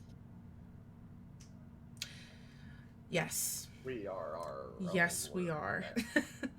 How many R's in My brain went, we are. We are. Oh, I'm muted. The accidentally Buffalo. Buffalo. God damn it. Well, we are pirates. Not this. Not enough. Enough. It's the flame from time to time. Enough from the clowns. Yo ho, the Hoity toity toity ho ho ho. We get on the Raven, we go across the sea, and then we go around. You're starting to swing Irish, Kristen. You're hoity I'm just channeling Irish. I'm just channeling episode What I 90. did was cultured, I think, and I think what Kristen did might have been hate crime. I'm Irish. Then I think. I'm Oh God, Scottish. not the Wait, I am Irish. You're Irish? Not the oh, white no. on white crime right now. Hold on, I need to collect my pearl. How did we get here? I don't know. What happened? There's a blood feud between our people. There's a blood feud between our Anyway. people. The lovers, Jake. Enemies to lovers. How does an Irish pirate talk? I don't want to know. Okay, anyways. That's Liz's version of can we move on? No, that's Liz's version of all of you are thinking about it, and all of you are going to try it at the same time. And I want Crispy to do it. Mm, I want Crispy to do it so bad, so that we can make it a bit alert. Nope, not Kristen, touching it. Hey, Maraid, what would an Irish pirate sound like? Maraid's super Irish. We know.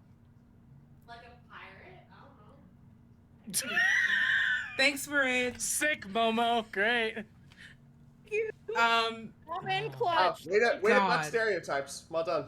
She's right. Yeah, really good. I'm like a pirate. So, Why as the does an watch Irish falls have to be an a This end, was such a and great make a conversation, by the way, that was going on, and now we're just. Sorry, Adam's on the stairs. He scared the shit out of me. consistently, I have been the only person seeing Adam go up and down the stairs, and it's been really great. No, so I just gotta this is ADHD, the campaign. So It's like this. So we have stairs right to our left, and the stairs Right are to your very left, of course. They're very steep. And so right now, Adam and Maraid are standing just high enough for us to see this much of them over the ledge. And they're watching us. It's like, Crispy, it's like when you show a video on stream and you put your cameras down. It's only forehead. Yeah. Just enough for you to see my mustache. It's Schrodinger's creep. Until you see the bottom, you don't know if it's a stash, a creepy stash, or if it's a beard. So as the watch draws to an end. Right, as the watch draws to an end. Right. We've been on watch for 7 hours. God, we're gonna have 8 episodes of just in the real watch. time, in IRL. All right. Yeah. Watch is over. As the watch draws to an end, and the sun just begins to peak. Actually, by the way, right at 8 hours, the dome disappears. Yes, like it's gonna be, everything's gonna sort of coalesce here. So as the sun rises in the east and sort of illuminates over the surface of the river, reflecting little spots of light up and off of the surface of the rushing water, it begins to sort of burn off this gentle mist that's been forming in the area thanks to sort of the runoff from the river, and the coolness of night gives way to a kind of awful humidity, as you're pretty close to the river. As this happens, the dome drops. It just, in the same way that it had formed rather quickly and knit together, it just sort of poofs out and just disappears, leaving everyone sort of in their camping arrangements just encircled with some silver thread, as the alarm was not tripped for the night. With that being said, it is the morning and you're able to continue on your way. Is there anything you would like to do before you continue heading up towards Melva? Sick. So, as you continue up along this riverbank, sort of following the water, running against the grain that's flowing, you're able to sort of pack everything back up and guide the horses more on stable ground. They do every once in a while clip a rock or two, but they manage to stay pretty stable. And you have a healthy pace as you continue forwards. So, as you reach, I want to say, a few miles from your campsite, there are, you can actually see there's been these sporadic patches of trees that sort of begun to knit together into like an actual forest area. Very small, not like a super large forest, at the base of the spine, and you can see where birds are diving in and out. There's very clearly a healthy, thriving ecosystem that lives solely at the base of these mountains. There are all manner of deer just sort of idly grazing that will poke their heads up and disappear into the tree line. You're pretty sure you can probably see like goats and such along the lower cliffs and steps of the mountain rocks as the grades continue to increase. And as you trot along, heading forward north into the distance, I will pick somebody, but roll me a survival check. Somebody. Not me. I'll do it. Well, let me do it. Oh, too late.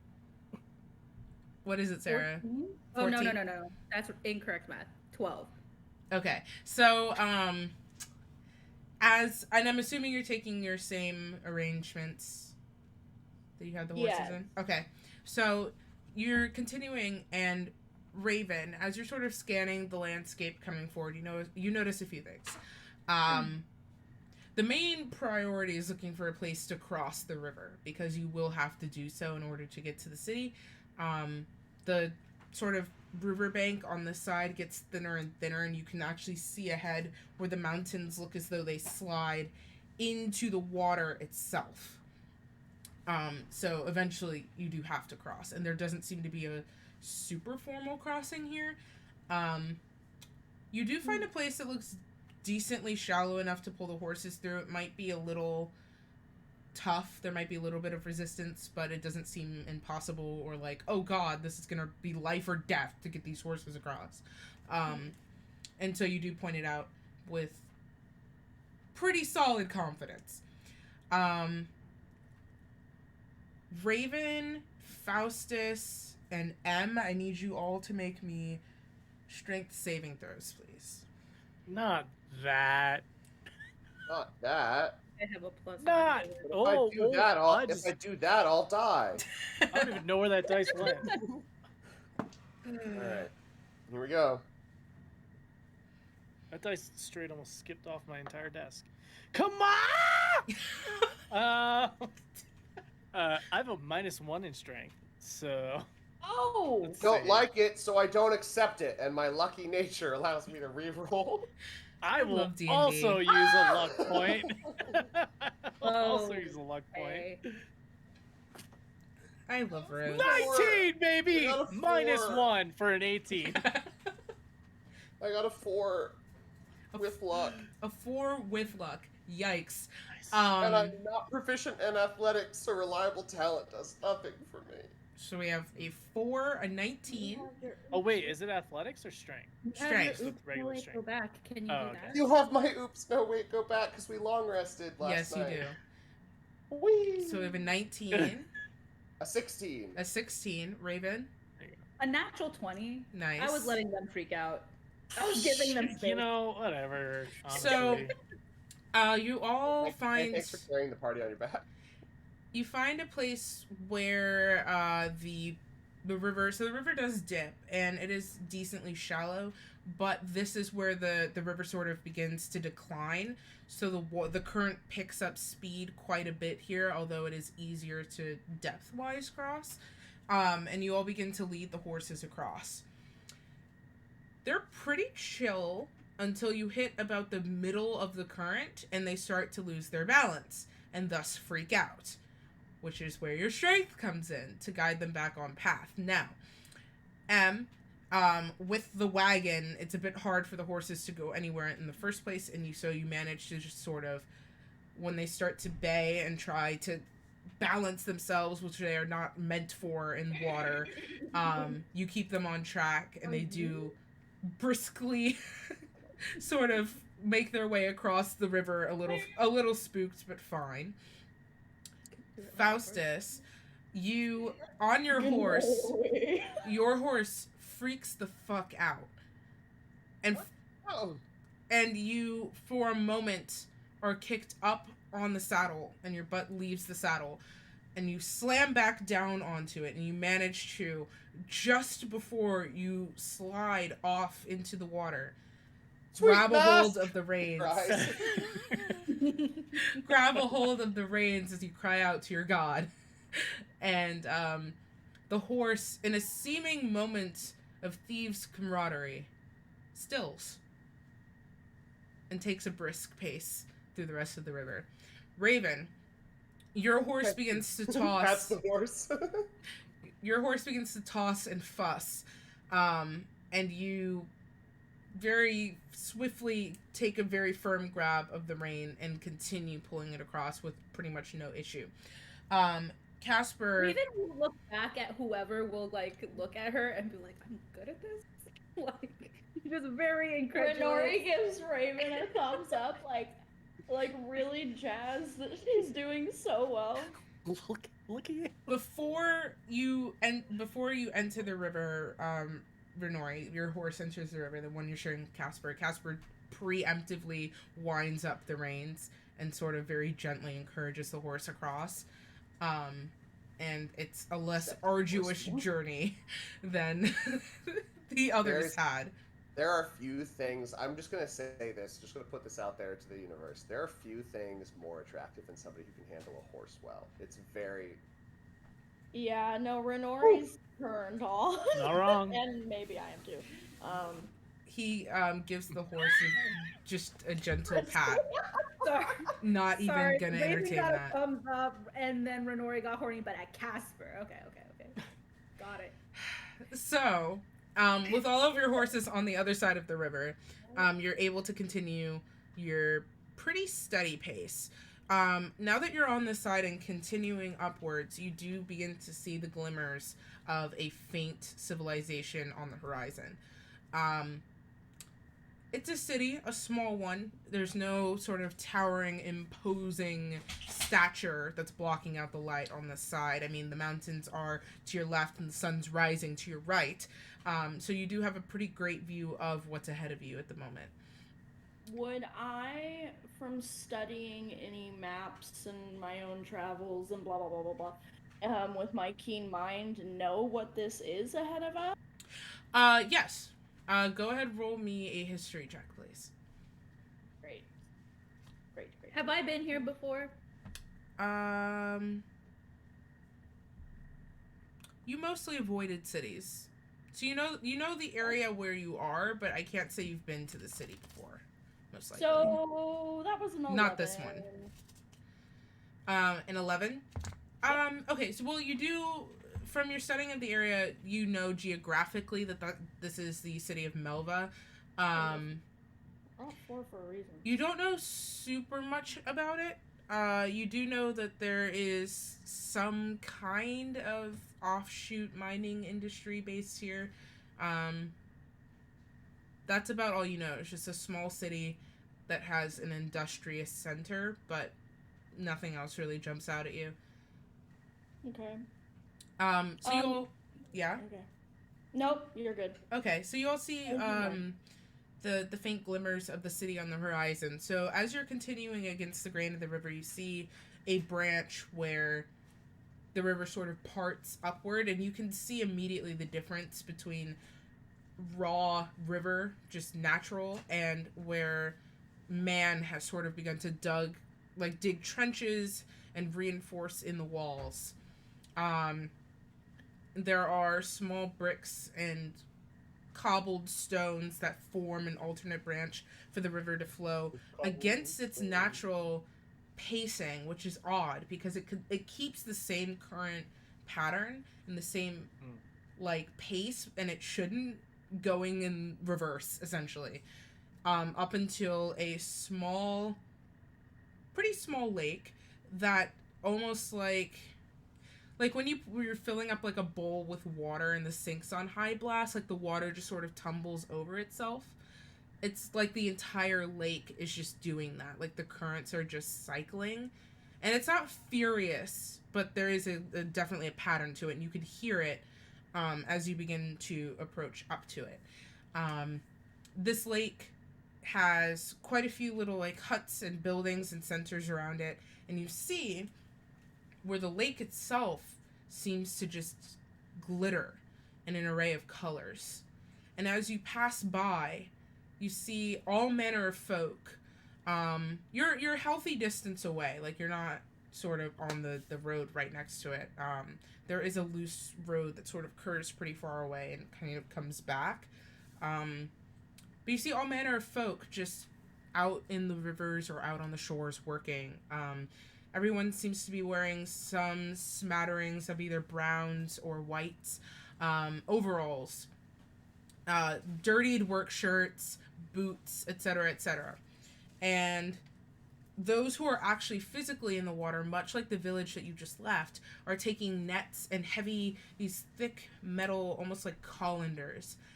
And as they sort of in teams raise them above the surface of the water, you can see chunks of ore and gemstone that are glittering as their catch.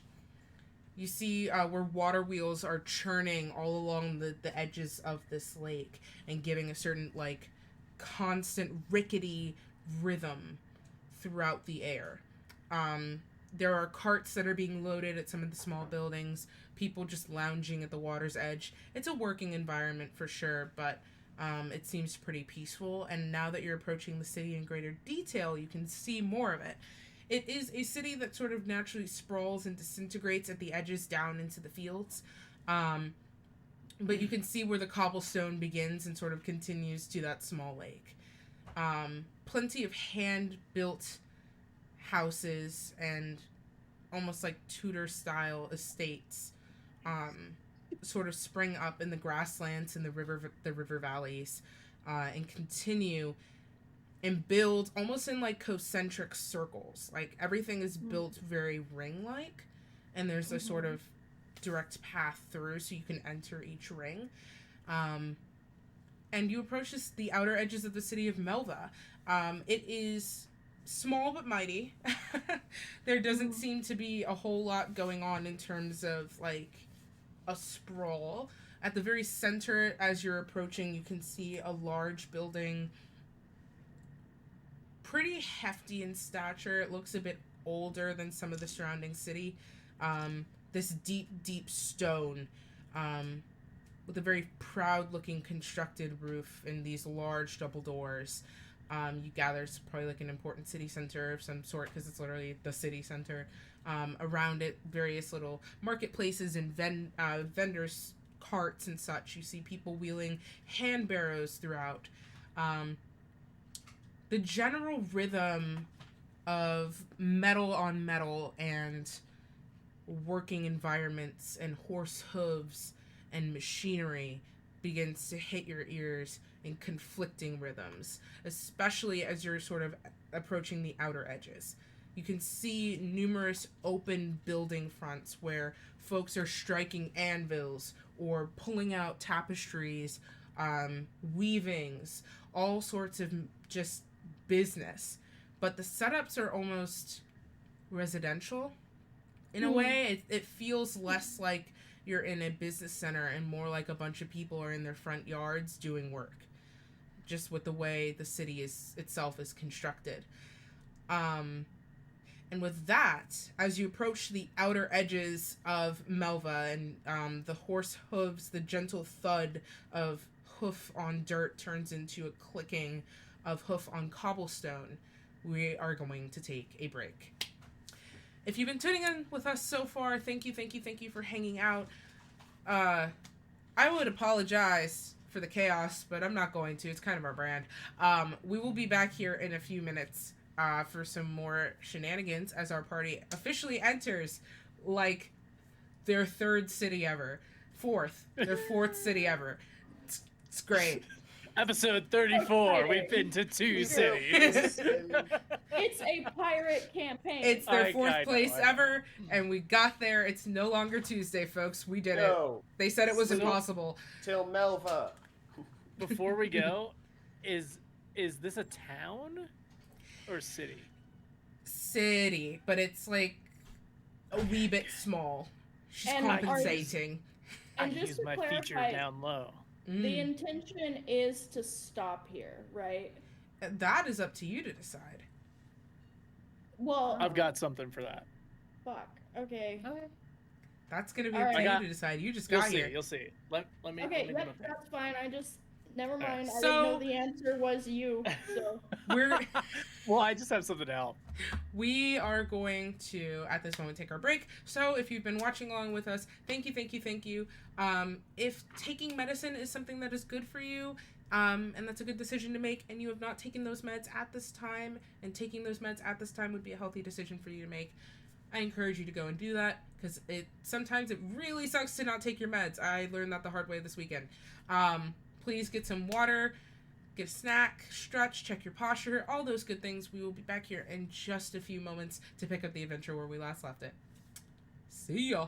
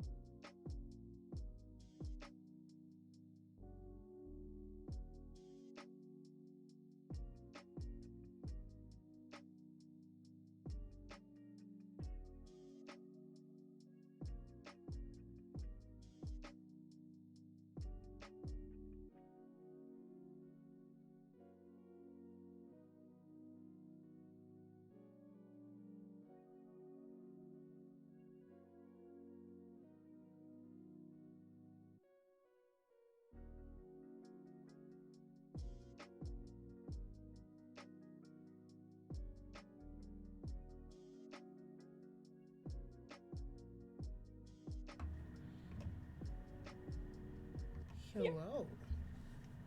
I think everything's maybe not broken. Did I do it? Did it. Pro streamer. Looks good. Right here. It Every time I hit the appears button. to be working now. Every time I hit the button, I'm like, Everything's everyone's fine. going to be sideways.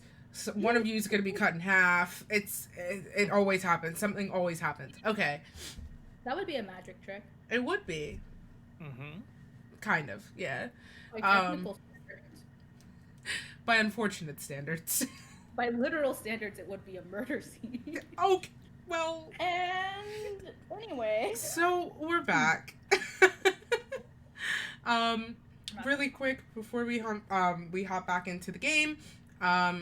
Just a quick one more time boost. That two things. One, if you're interested in being a full-time cast member for Stormborn's Curse, that the casting form is currently at the top of my Twitter page. If you go to Daunt_lists, that it's right there. We're not usually this chaotic, probably.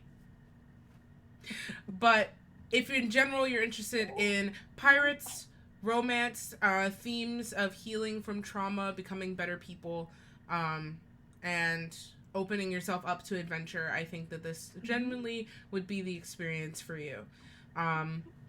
So feel free to apply. I don't have necessarily a timeline on when that new member will be selected because there's going to be a process I'm setting up, and we're going to talk to cast and all those good things. So if you are here and you've applied already, first of all, congratulations, because that can be very scary to do. We'll get back to you as soon as physically possible about that and keep it moving. The other thing is, one more time, I'm reminding people that I have a tip page because Mama just checked your finances. It's not good. So, just one, I'm fine. I'm like fine. But like seriously, if you like what we creators do here on Twitch, especially us smaller ones, when you're under. Well, we're not gonna extort people with violence. We're not gonna extort people with violence. Flexing for no reason in particular. Just Physically contact with my face. That's what you get for threatening violence when we should be choosing peace. Peace and love and all those good things. Seriously though. Seriously, like, it is not a transactional experience to be here, and you are not ever required to support me monetarily, but I am going to try and get better about pushing it, because when you are under a certain number metric on this website, which is not something I necessarily prioritize, but the unfortunate reality of it is that you do not see your money for months and months and months from Twitch itself, because the system is fucking broken. So if you enjoy what we do here, the producing and the games and all of that and the cast, like, literally the best way to support us is to donate to my Ko-Fi, because it gives me what I need to keep us going here, to start new adventures, to upgrade our setup, all that good stuff. The reason that we're here is because of people who've donated to the Ko-Fi and given me the resources to upgrade my setup for us to even continue. So, which I'm immensely grateful for, but like, I cannot overstate how much that has an impact. That being said, to pivot away from that, because I never like to dwell on those things, to bring us back into the city that we are currently entering. The city of Melva, as we'd said, it is set up in sort of concentric circles, almost like, I guess, a cinnamon roll in a way.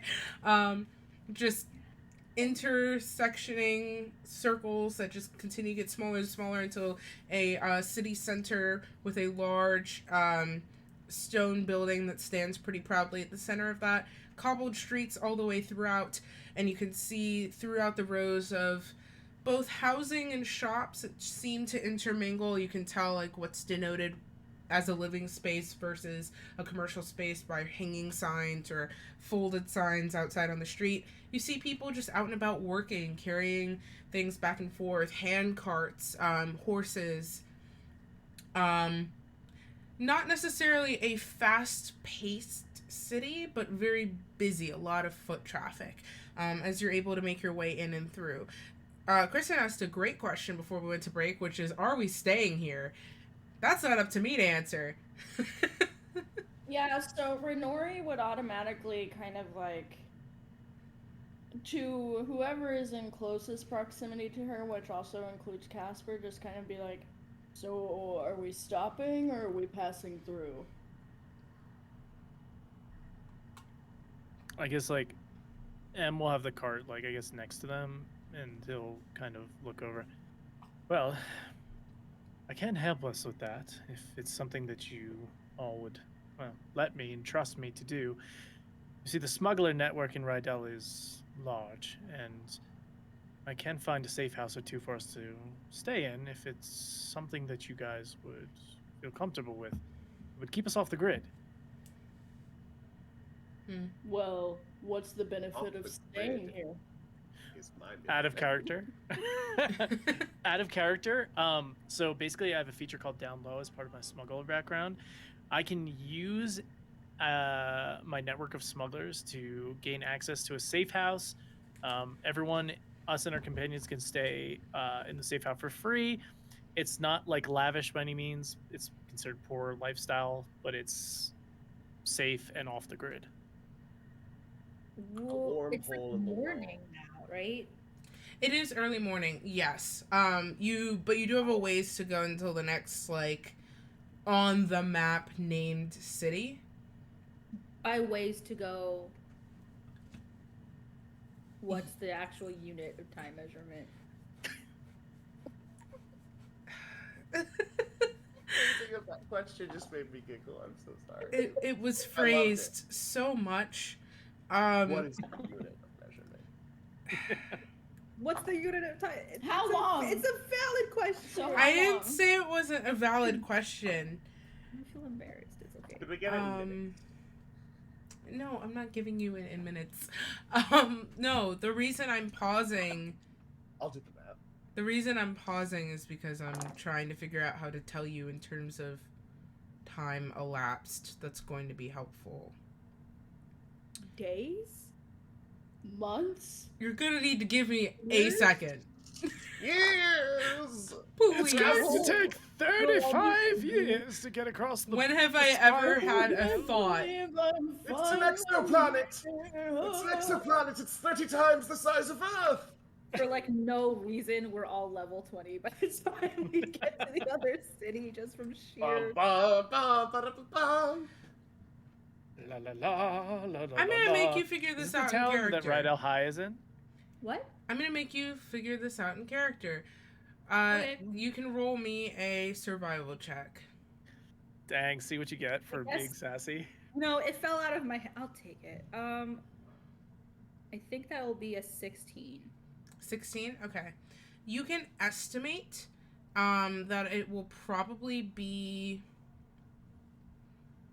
somewhere about 2-ish days. Ish. To the next city? Yeah. It's not I'm realizing a crucial error in my map making, which is that passless when futureless can worry about how far apart things are because they're not going to go on land, which is objectively false because I'm realizing now my map of specifically the bay is to scale and nothing else is. Cool. Eyeballing it, you got a 16. This isn't a mistake. Maps of the ancient world frequently were not proportionate because of the way that they were made. They were often not measured to exact measurements. So you'd frequently have things out disproportionate size. Thank you for saving. Thank you, Jake. They went and Look did at it. some of the ancient maps of the world. They are wonky as hell. They don't make any sense. They're not accurate. No. Liz did this on purpose to be extremely accurate to the time period that we're in. Which is 1973. I choose to interpret this situation. Sure. I would say with the 16, redacting what I previously said because that was me thinking of terms in scale and that's not how life works here. It will probably be a little under a week. to get to the next city. Okay. Raven will sort of like steer her horse sort of around to like where this conversation is happening, and relay some of that information that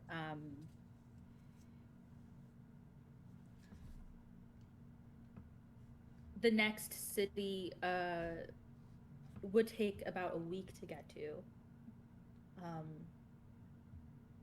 At best, it would take a little less than that, but I am factoring in the potential for a complication. Is there a benefit in stopping now? I mean, I have a few things I'd like to pick up in town on the way through, but it's not anything we need to make a long stop for. Then we shop. Just restock we go. things. Shopping montage.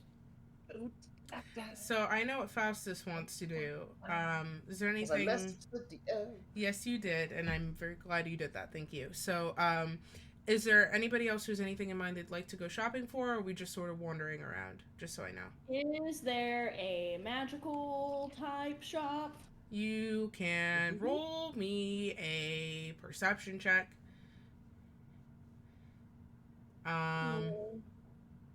What'd you get? That's a 10. Okay, we'll come back to Raven you. will also look for a magic shop just because she is starting to get into wizard shit now. Okay. This is perception? Yeah. Oh, 19. Okay, we'll come back to you. Is there anything you wanted to look for? I will go. Is there like a centralized market area with like food stalls? You see in sort of ahead of you in the centermost sort of circle of the city, there are quite a few. It looks like a market that sort of curves around that central building. I'll just, while everyone else is doing like stuff they need to do, I'll invite anyone to come with me to just.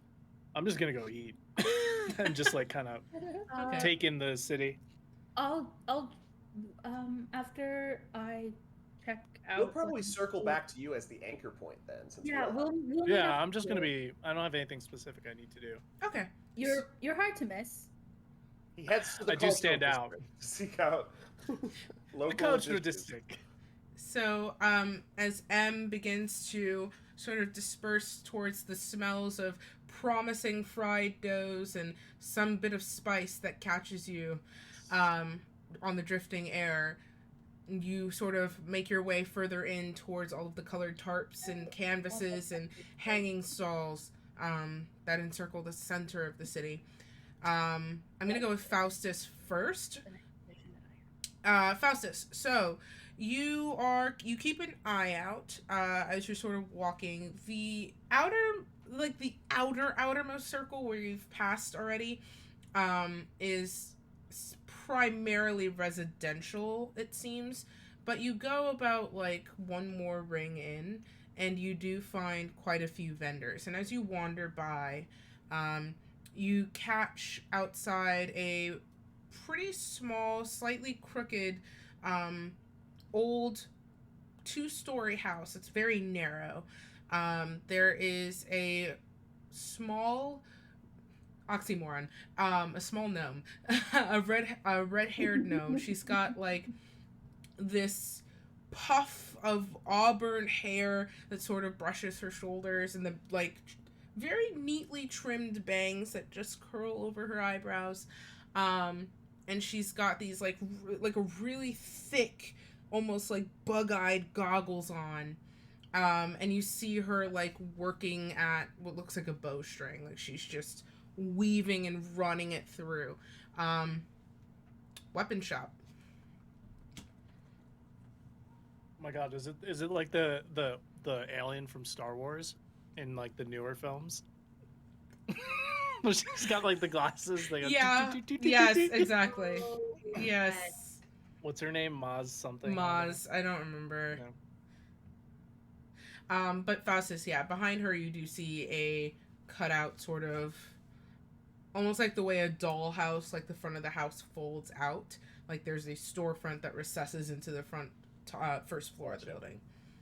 Mm-hmm. And she, as you approach, she just sort of pulls up her goggles and looks at you, and the sort of wheel that she's running this heavy thread through, and you can see, like, she is small but mighty. Like, there's just this really powerful build to her form, and she just kind of stops. Oh, hi there. Looking for something? Can I interest you? Got my wares. Yes, I'm looking for something in the crossbow category. Crossbows. I can do crossbows. And she gets up off the stool, and her feet are just pitter-pattering as she sort of curves and zooms off into... I prefer to travel light, so if you have something of a smaller frame. I have that. I have quite a few crossbows, actually. And she goes behind, there's like a front counter, and you can feel sort of like the breeze at your back as she hops up on a set of stairs behind the counter, so she's like visible. And she starts rifling behind it, and she pulls out a light crossbow. And she also pulls out a hand crossbow. She pulls out a small basket, like a wicker basket, that's just full of bolts. And they're just loose. Like, it's just embarrassing. There's just a bunch of them in there, like marbles. And she kind of just leans on the counter with these thick working gloves on, like, okay, so I have a hand crossbow, I have a light crossbow, and I have a basket of bolts here. Any of this interest you? You looking one thing or the other? Yes, I think I've settled on what I'm looking for here. I'll take the light crossbow. Okay, that's... and if you have a crossbow bolt case, which does exist, it's just 1 GP. Mm-hmm. It's like a quiver. It just holds bolts. So I'm gonna grab one of those and then some bolts as well. How many bolts would you like? Here's what I'm gonna do. So looking at this, it says the crossbow bolt case is 1 GP, and then crossbow bolts it is. How much is it? It's one gold for a bolt. I'm just double checking because that seems like a lot because it does. I know that the prices are really high normally, but a bundle of 20 is like 5 GP or like 5 silver. So I know there's like a markup, but are they all like an individual bolt is 1 GP or a bundle of 20 is 1 GP? We'll say they're doing a deal where you can build a bundle and it'll be less. Wait, what? We're gonna say we're doing a deal where you can build a bundle of 20 and it'll be less. Okay, cool. So what I'd like to do is do 3 crossbow bolt cases. I'm envisioning like a Chewbacca-esque ammo belt across the front of the chest with bolt cases down the front. Sure. So I'm going to get 3 bolt cases and 60 bolts, and then a light crossbow is what I'm hoping to. Okay. So that's a whole lot of bolts. You see her, I want to run out. Quick as lightning, she slides the light crossbow across and then takes the hand crossbow, puts it back, and she goes through the basket, and it's like the weirdest shit you've ever seen. She lines up the bolt cases and opens them up, and then she scoops out bolts and then lets them sort of fall and stick between her fingers and kind of swing and then drop. And several of them fall out this way at a time, but it's very controlled, almost like a sieve with her fingers, and she counts out 60 and then drops some remaining ones, kind of dusts her hand off, puts the basket back. I've definitely seen some crazy stuff like that working in a restaurant with people like just holding an insane amount of things in their hands and like being just all those weird little manual dexterity things you build up from working in like a service job. Yeah, you can tell she's been doing this for a while. So the cases are filled. You've got 60 bolts, 3 cases, and the light crossbow. Fantastic. What does that come out to total? It's 25 for the light crossbow, I think. 3 cases will run you 3 gold, and 60 bolts, we'll say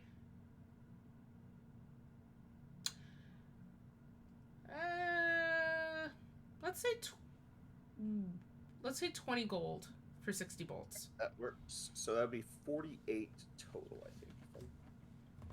Sick. Sweet.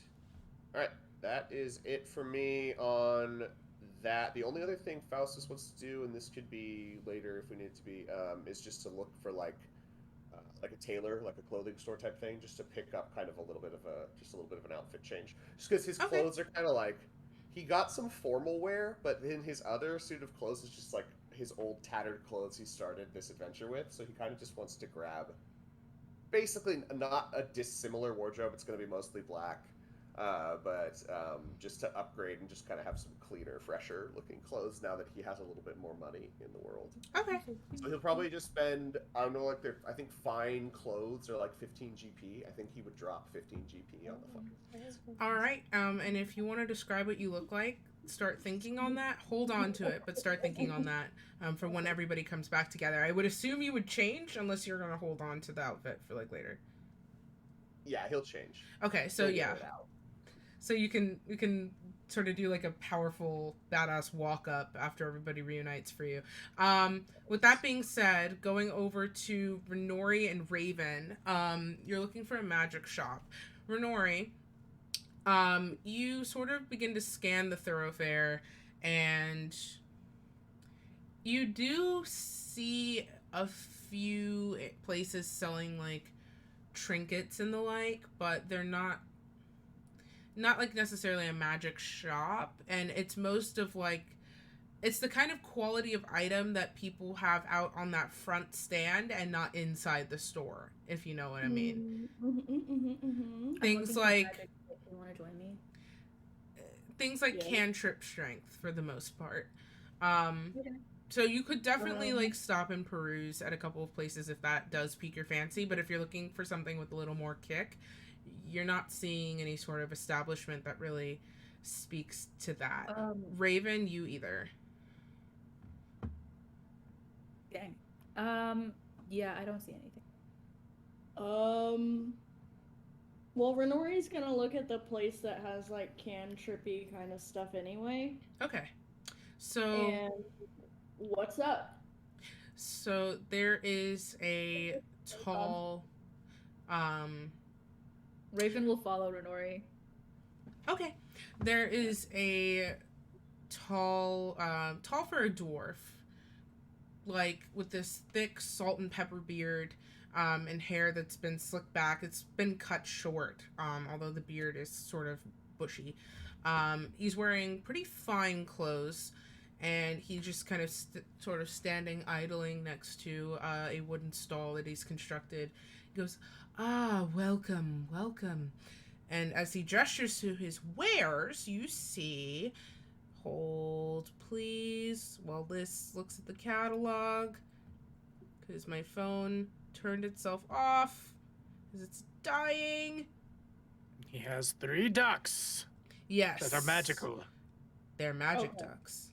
They can only cast quack message.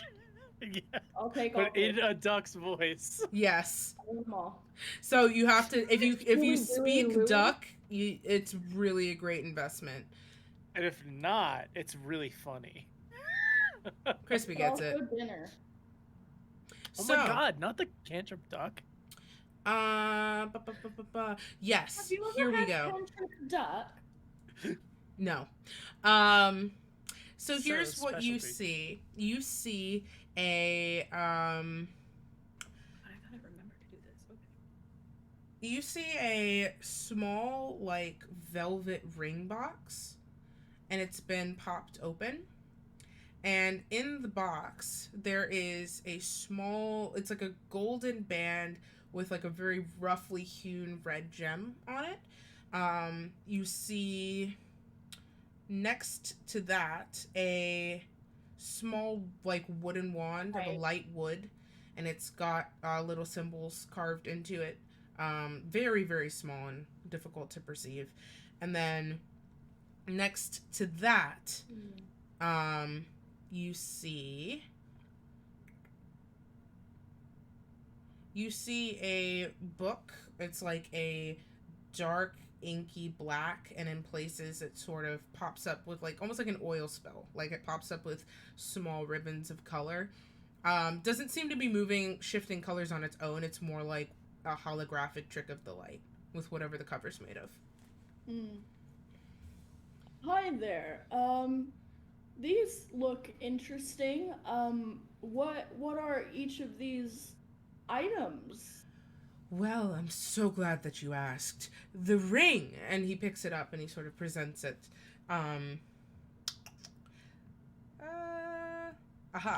This ring is a special treat.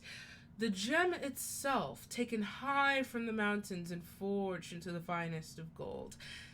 This ring, think of a time you may have been perhaps jealous of one of your close companions or someone you care for. And you don't want to do them any harm, but perhaps you want to show them up a bit. This ring will allow you to borrow a skill that someone you favor is good at, just for a little while. Oh my. Nothing too potent, but could be amusing in the right circumstances. He puts the ring back down, picks up the wand, sort of twirls it between his fingers. This is what we call infinite sustenance. This wand, when used, will, at will, produce bread from nowhere. As much as you wish. You can only use it a certain amount of times per day, of course, but... magic item in real life, it would be that one. But... So it does have its limits per day, but should your family be hungry or you have friends you're willing to host for dinner, bread at no cost to you, and lays the wand back down. And then next to it picks up the book. This is a bit of an oddball. This journal is, well, quite frankly, it's cursed. But it could be an entertaining party trick. And he opens it up. And it's like a gust of wind ripples through the pages on its own. And the cover tries to slam itself shut. And then gravity opens it back up again. And the cover sort of hangs sadly again. And then it tries to like close itself. And then you see where it just kind of gives up.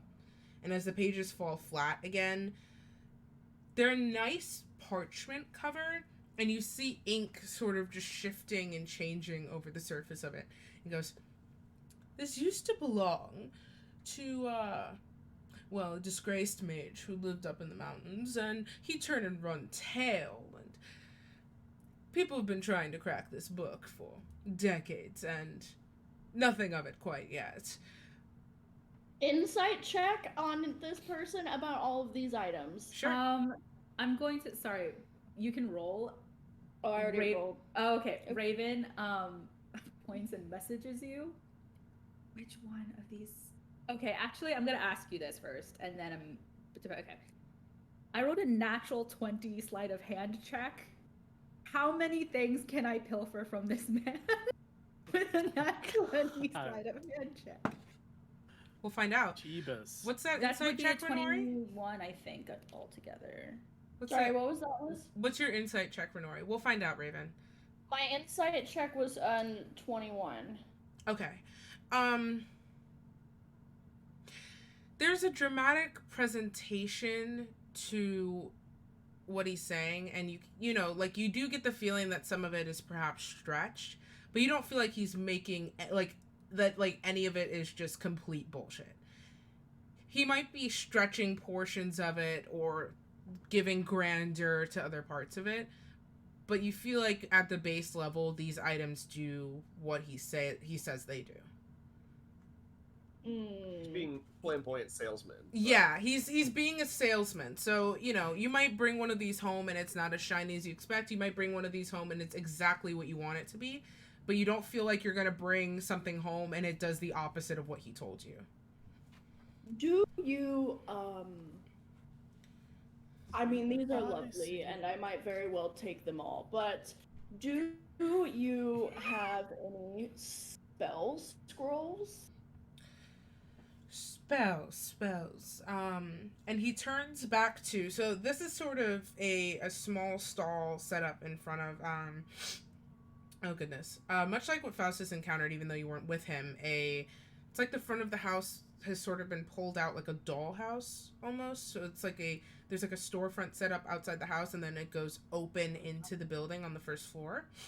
And he's draped all manner of like colored curtains and such to provide a presentation to the space, and a bit of flair to the space. And he turns around, kind of looking at, and you can see inward rows of other items and shelves and glittering displays and things like that. And as he turns to think, Raven, what are you reaching for first? See, that's the thing. I think that Raven, trying to gauge how many things that she can get, if she can only get one thing, would try to consult Renori first. Okay, here's what I'm gonna say. You rolled sleight of hand. Yes. To take something. Yes. The time that you would have spent casing how well you could do this is like up until now. You could try and take something. So what are you trying to take first? The option was a ring that steals a skill? A ring that lets you borrow a skill. A wand that can produce bread at will at no charge to you. And a book from a cursed mage that no one's been able to crack. If you took the bread wand with the other options that are on the table, I would laugh so hard. Well, even if I send a message to Renori, it won't do it. I won't have enough time. It takes 6 seconds to cast a cantrip. So we've arrived at the window of opportunity to take something. You could use this time now to message Renori, but you will lose this window of opportunity, and I cannot guarantee you'll get another one. I'll pocket the ring. So you reach out and you swipe the ring box, and you manage to slip it into your pocket. At which point, the salesman turns back around and goes, I don't believe I have unfortunately, any just loose spell scrolls. I do have a variety of enchanted scrolls and the like, and as he casts his glance down, his eyes snap back up.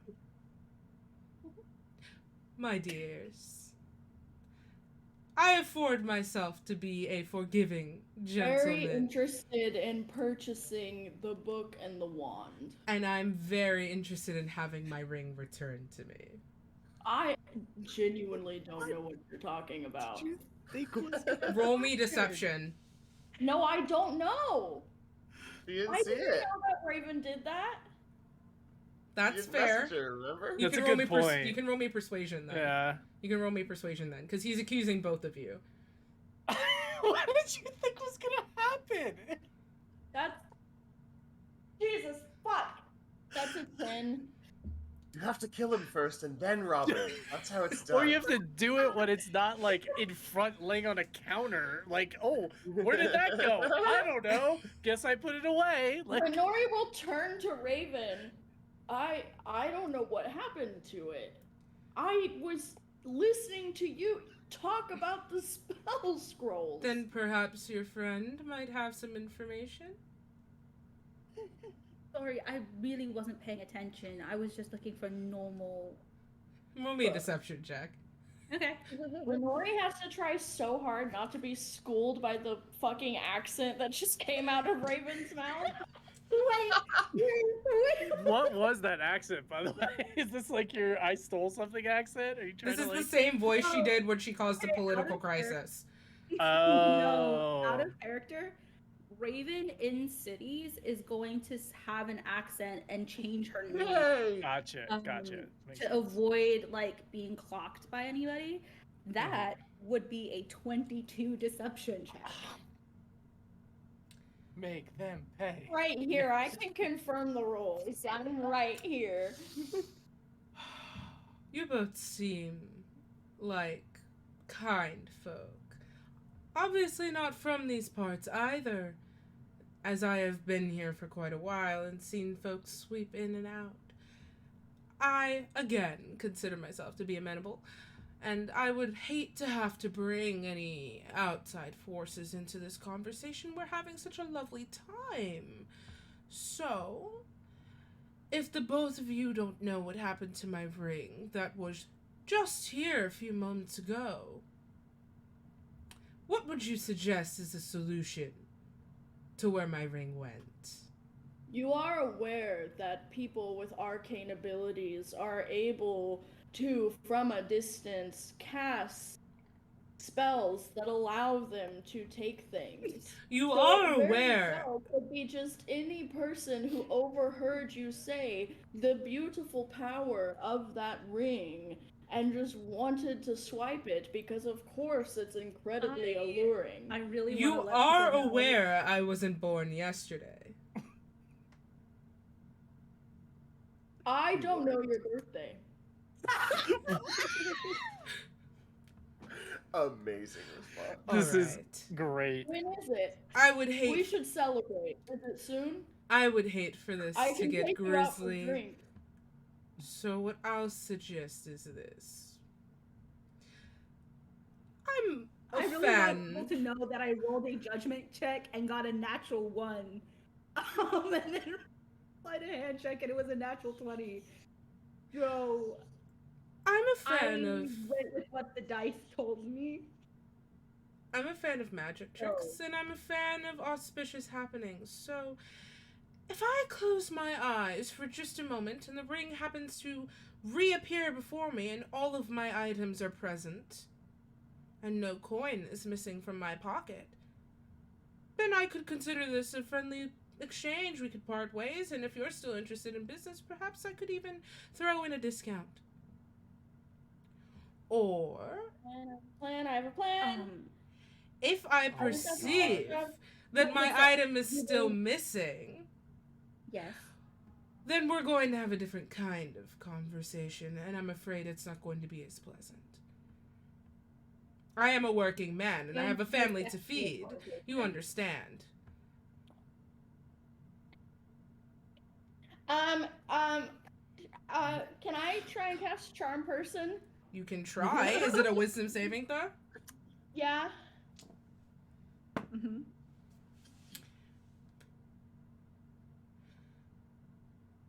My dear, one more time. I wasn't born yesterday. What did you roll? Natural fucking 20. Get fucked! Sorry. Thanks, Crispy. Crispy's hyping me up, so, like, enjoying the shit out of this. Because, like, there's making Your a enthusiasm roll, and then there's, like, not logic fraud. behind it. You know what I mean? If you had- This is hilarious. If you had asked me before you did a sleight of hand check to gauge how possible this would have been, it would have been a lot different. But when you make decisions, you make decisions. So, I rolled a judgment check. so fair. you have. It was That's a fair. nat 1. It was gonna be bad. That's fair. If you let the dice decide, then, genuinely you know. don't know what happened to your ring, but I am very interested in buying those other 2 items. Think about it this way. You either can just have that ring missing and we leave and you lose out on money, or you can at least get money with me buying these 2 items because I don't know how to return your ring to you if I don't have it. So I was just wondering if you had normal, non-cursed journals. Not me. That's what Rory, I roll me a want. perception check with disadvantage. Sorry, not perception, persuasion Yeah. with disadvantage. Me? Yes, for Nori, with disadvantage. Because you did just try and fail to charm him, so he's very suspicious of you. Yeah, he would have noticed them because there's Yes, some when you fail a charm semantic- person, they know. They know. Aside from him seeing you cast the spell, when you fail the spell, they know. So, I'm giving you another shot. That's a good argument. So a 6 for Renori. Right then. So I would also be interested in buying something. I should let you know. And unfortunately, darlings, I would be interested in having my stolen property returned to me. Okay, close your eyes or something. I kind of missed that whole bit. You see him lean back and sort of, he pulls his hand to his mouth, and he's got like a smattering of rings, golds, silvers, and bronzes. And as he pulls the fingers here, he has like a thumb ring and a pointer finger ring, I guess, that extend into like metal sheaths over the fingers. And as he goes to like whistle, it amplifies the sound. Like there's a small little mouthpiece that amplifies the sound. Faustus, you, who've gone the other way from them, you hear, as you're sort of finishing up your transaction at the tailor's, a piercing whistle, and you hear the beginnings of like armored footsteps as they're passing. Here's a question. So, having been in cities up and down this coastline, basically, robbing and thieving, would I know that a high-pitched whistle and then that is probably someone has caused trouble and there's guards? Yes. I think Faustus would be like, interesting. The guards are being called the day we arrive to town. I wonder if that's a coincidence or not. And so he's probably going to quickly wrap up his transaction, say, thank you very much. Yes, a gift bag would be great. Thank you. Yes, perfect. All right. Gets up and heads in the direction of... okay. And I guess I'm with Casper and Tessa then. You are with right? You're with Casper and Tessa, yeah. So okay. As you're in the marketplace, which as everyone sort of dispersed, you're pulled along by the fantastic smells. This is a really bustling city center. You hear like tambourines and like other sort of just instruments kicking up on one side of the square where people are coming in and dancing. Like there's some sort of line dance that people are doing together and like partners, and it's creating this sort of swirling pattern, and there's definitely some sort of rhythm to it, but it seems a little bit local. The music's got a great kick to it, and as that's going on, throughout the market, you hear people are calling out all manner of food. You see there's a booth that's selling, like hand-carved wood chimes. Like there's another booth that's selling like jewelry. There's all manner of things. So what are you looking for? Honestly, mostly just food, but okay. Go ahead, roll me a perception check. Sure. Oh, good. We can. I almost rolled a d6. Oh, man. Man, I'm actually rolling really well. Perception, right? 21. Okay. You do pick out a couple of food stalls. There's one stall that's doing a sort of like a fried fresh dough, and you can choose things to sort of put on or in it. Like they're very like puffy, and so you sort of dig out the center of it and you like can put in a filling of your choosing, and there's like a ton of different proteins and such. I love putting food from my culture in games, so you can go ahead and carve out the centers and you can put in any manner of fresh proteins. So you see a bowl of like shredded fish, lettuce, fresh onions, tomatoes. There's a bowl of like very finely seasoned chicken that's still steaming with like some sort of curry. There's very tender cuts of beef. Like there's also like a bowl of just straight vegetables. So like there's all of that, and then there's also a little bit farther down a stand that's doing like skewers of kebabs, basically different vegetables, meats, and any configuration that you want. So you have two options that you can see right now. Okay. I'll kind of look at Tessa and Casper and be like, well, it's on me. Here's to the first town with y'all. And Let's try to keep a low profile as we eat. There's many eyes around here, and I know. It's funny because he doesn't know, right? There's no metagaming going on there. Nope. No, I genuinely think Amanda would say that anyway. Would say that anyways, though. That's the funny part. Yeah. Mm-hmm. He's like, well, it's on me. We can, I'll pay for whatever you'd like. It's my treat, and we'll wait until the others get back.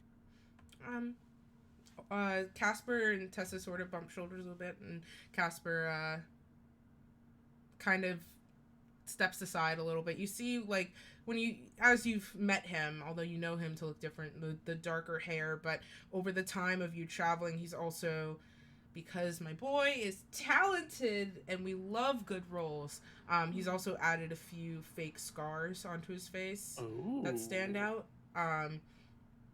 They look gnarly enough where in places where the makeup is maybe not super fantastic that you could equate it to like gross skin or whatever, but he's added a few scars to his face and his arms. Okay. And so he sort of like gently pulls a cloak up over his head, just a nondescript brown cloak. Tessa shrugs, smiles. Sure, lead the way. All right, and I bring him over to the cart and I purchase.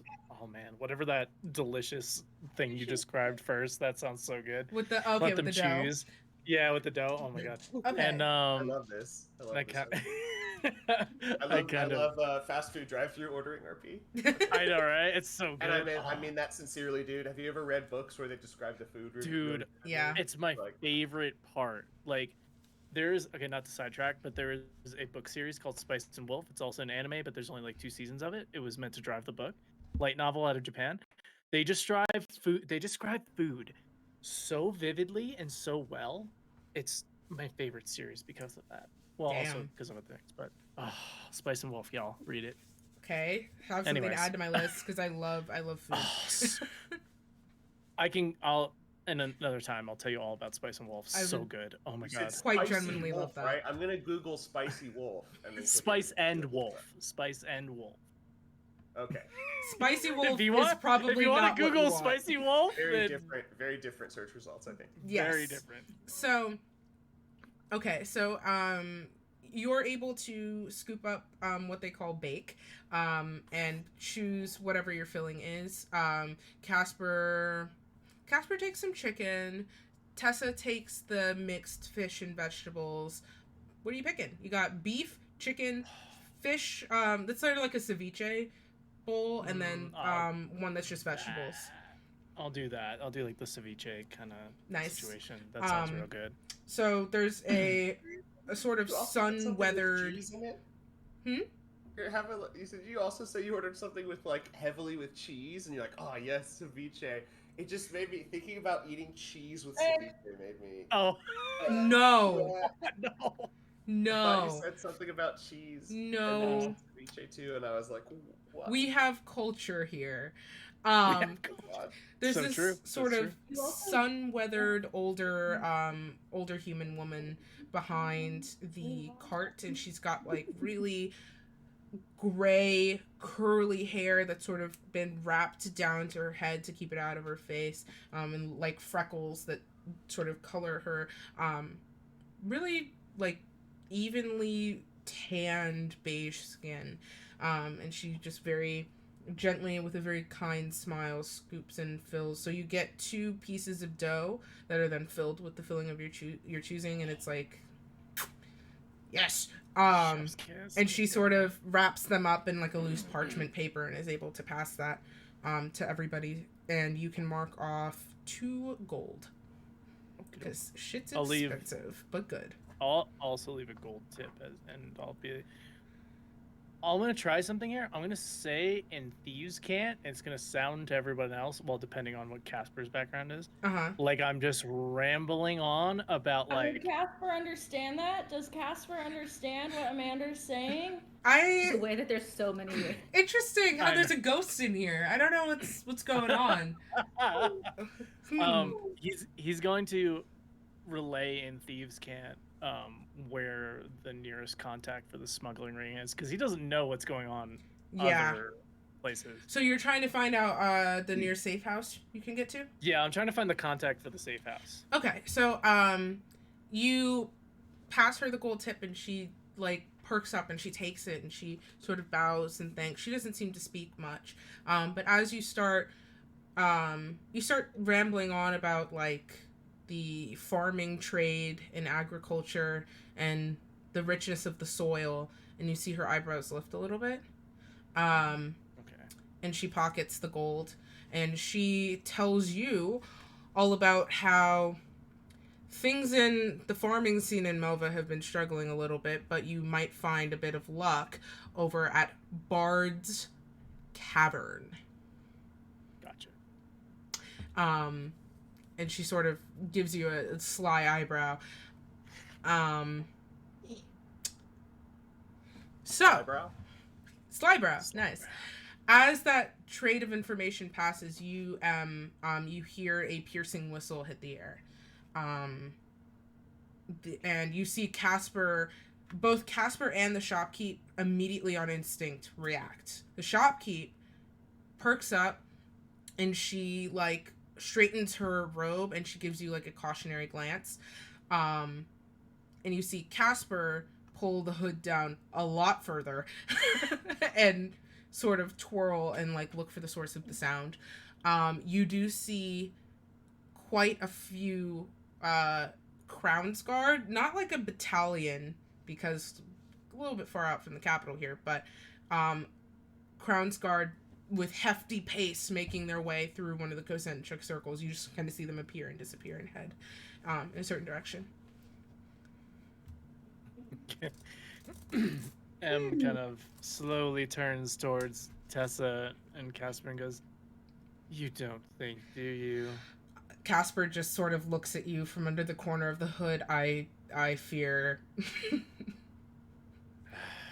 He takes like a couple more bites,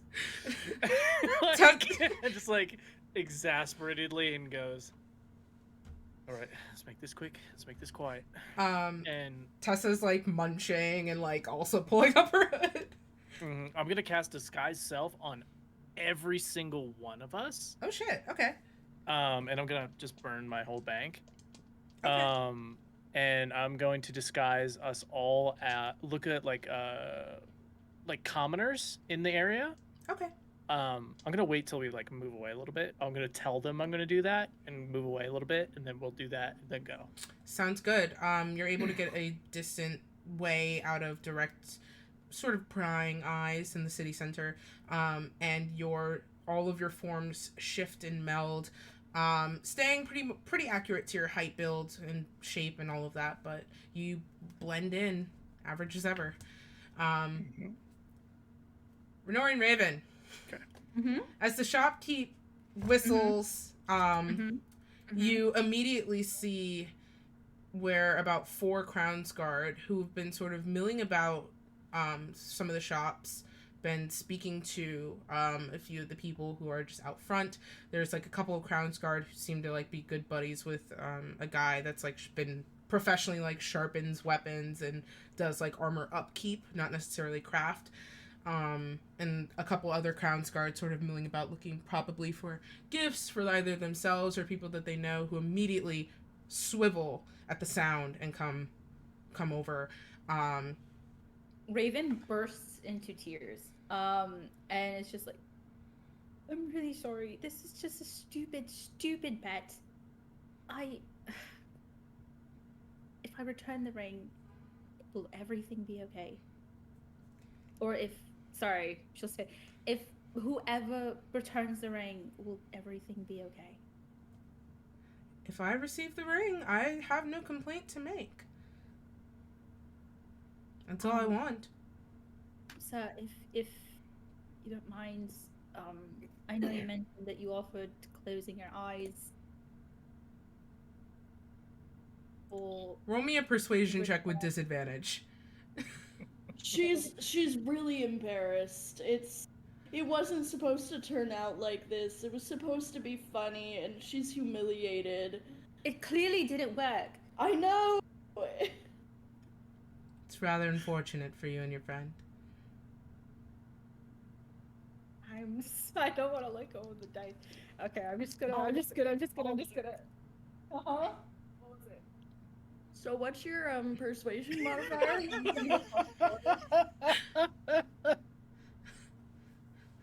So that was a 7. Oh, not this. Total. 7 total. The Are you kidding shopkeep. You rolled a 3. Oh no, I'm just saying. Look at what the next roll was that you just did. Oh yeah. The shopkeep, sort of lets out a frankly amused laugh at this whole situation.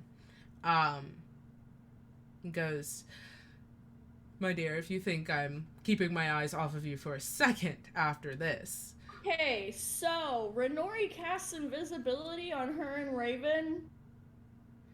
Okay, as the guards stomp up, you vanish from sight. But there are 4 guards right there. So what's the method of escape now that you're invisible and they are standing around where you are? Are the 2 items within reach? Yes, they are there in full view of the shopkeep and the 4 guards who are now surrounding you. Can I try and grab them? You can roll me a sleight of hand You're check. not staying in town. You can This roll me... energy is unreal. I cannot believe this. Prepared to just hand House the just ring back. went on a shopping trip where he is literally spending normal ass money, and while he's gone, everybody's getting up to shenanigans. That's not true. We're just eating food. There are exactly, 4 of you who are behaving. Yeah. Out of 6. Yes. Okay, so that's a 17. Okay. So I'm so you fun. disappear, and the guards look around a bit confused, and you see the shopkeep as he sort of also looks a bit alarmed. Goes, "There are 2 women," and sort of gives a description of both of you. One, purple skin, tall, lanky, white hair. The other, a blue tiefling, dark hair. And then he stops.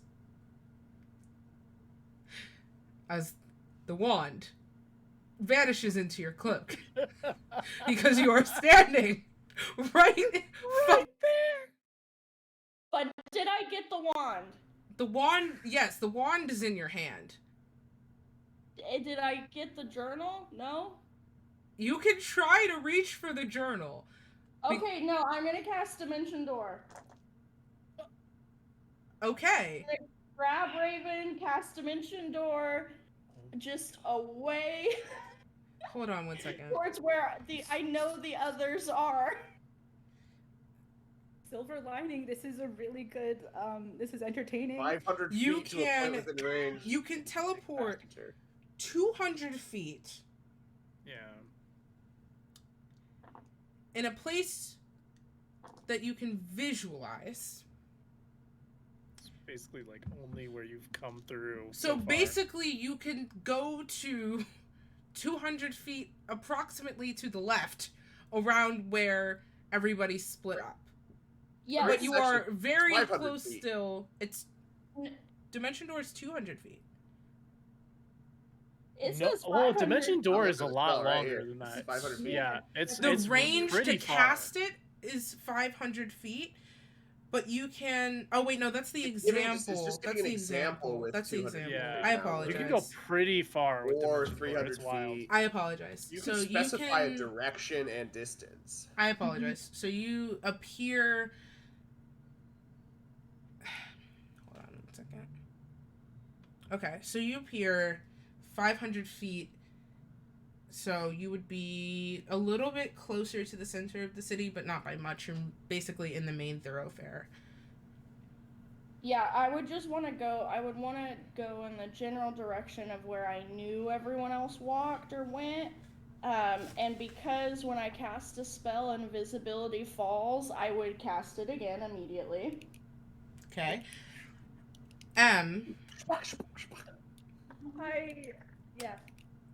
So you, Casper and Tessa, keep a brisk pace in the direction of the sound. And you see as Crown's Guard begin to converge. Okay. There's a sort of box of 4 guards that are gathered outside of a specific shop that's been draped with all manner and color of fabrics, and there's a very tall, stern, frankly upset looking dwarf outside of the front of the shop who's conveying very quick, frustrated instructions to the Crown's Guard, who are dispersing and running past you. You don't see any allies in sight. Faustus, around this time, you would be able to curve up the opposite way that M is, so you don't recognize M. There's no M. There's just a group of commoners who are kind of being nosy. On looking, yeah. Yeah. I'll kind of like cough really hard, like, sir, over here. Who are you sirring to? Oh, to Faustus. Oh. Wait, is he within, like... Faustus is on the other side of the... Basically, like, the store's in the middle. Faustus is coming this way. You're coming this way. Okay. Never mind. Right. Take that We probably clock... I assume we probably clock each other. You can... It's super crowded, right? Yeah, like, it's not super crowded as of yet. The people who are working are sort of, like, trying to see what's going on, but there's not really a whole lot of people passing through. You'd probably clock each other. Before the alarm went off and I had to leave, how much of my shopping did I get done? You would have finished. Well? Yeah, you would have gotten your clothing. I'm not going to take that from you. Nice. Yeah, you guys are like. So I arrive resplendent. Nice. I had to follow the nat one. It could have gone so much better, but anyway. Do I see Faustus? You are 500 feet away, so no, you do not see Faustus. Well, you are in the main thoroughfare, like, closer to the center of the city, because that's the last place you saw everybody. Because we were coming to you guys, and then you teleported away. So we came, like... you teleported where you guys knew we were, but we've now left that place. You don't see anyone you recognize, and you are invisible, and there are Crown's Guard actively looking for you. Mm-hmm. Faustus and M. You clock each other sort of across this crime scene, so to speak. I'll take my dagger that everyone's seen. I'll kind of spin it in my hand while looking at Faustus and go, put it back. Hopefully they understand what that means. And if not, pull my dagger out, spin it a couple of times. We just start hand boating at each other. I have no idea what he wants me to paper, do. scissors. That's me in and out of character. I don't really know what he wants me to do. That's funny. Okay, so I thought he was like super clever. And then they just kind of like... can't. It's not a language or sign language. It's just spinning daggers at each other. Yeah, at each other. What were you communicating though? I missed it. Just sort of like I was just trying to like come over here. Like, come on. Like... I think Faustus will make his way sort of more casually over. Okay. But you'll see as he comes through the crowd and comes out, he's like buttoning up his fresh dig, his new clothes. Like, okay. Once you get to us, I'll be like, Faustus, it's us. It's us. We're disguised right now. Something seems to have happened. And yes, you look very fancy. What do you think the odds are that the two people that aren't here might have been involved? Oh, I think the odds are about 150%. Yeah, I figured like hearing an alarm go off on the day we arrived probably. Yeah, what are the odds? Probably the kind of karma we've earned at this point, if we're being honest. But you know, I thought you guys were trying to lay low. Casper grits his teeth. I thought we were too. I thought we had specific instructions to lay low, actually. I feel like that was pretty key. I feel like that was... I think we have a decision about what we would like to do in terms of the staying in town overnight in one of your safe houses or leaving immediately. I think that's probably been decided. Well, let's see I got how my far shopping done, so I got what I needed. Lovely, I'm very happy for you. I hope everyone else got what they needed. I got food. That's close enough. Can you disguise yourself? You stick out a bit in those fancy clothes. Oh, of course. And Faustus cast disguise self. Good. I like to imagine it's still Sailor number 4, even though we've left the Seahawk. I think Faustus will go with. He's already 5'4". Mm-hmm. So he's gonna drop himself I think it's 1 foot that you can. You can do 1 foot, yeah. He's gonna drop himself down to about 4.5 feet tall, and he's gonna look like a kid. Nice. I love it. I love it. So just a kid with the commoners. There you go. Well, it's a little kid with black, shaggy hair and normal-looking eyes, but bears kind of resemblance to Faustus. Gotcha. Okay. Probably like Faustus when he was a kid. Okay. Tessa sort of shifts herself to stand next to you, so it gives more of a possibly caretaker. My head sticking up. That too. A foot above. Yeah. God. Okay, so you've got your disguised group. Renori and Raven. You have no one in sight. Important to note, Faustus still looks just as spooky and stands out just as much as he did before, but he's a kid now, so people might overlook it. It's honestly, it's probably worse. Children are scary. People That's true. I feel like, oh, he's just going through a phase. He's like, he's going through his emo phase. He's all right. These Rydell kids. Made a lot of choices. He's from Rydell High. Damn, not this. I'm still hung up on the fact that gotta go, guys. My eyebrow hair is so a little disoriented.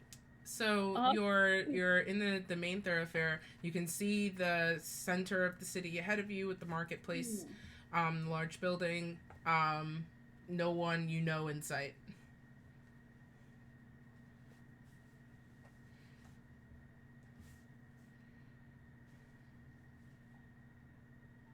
So, like, why did you have to give up your Warlock Pact? Because it would be really useful right now.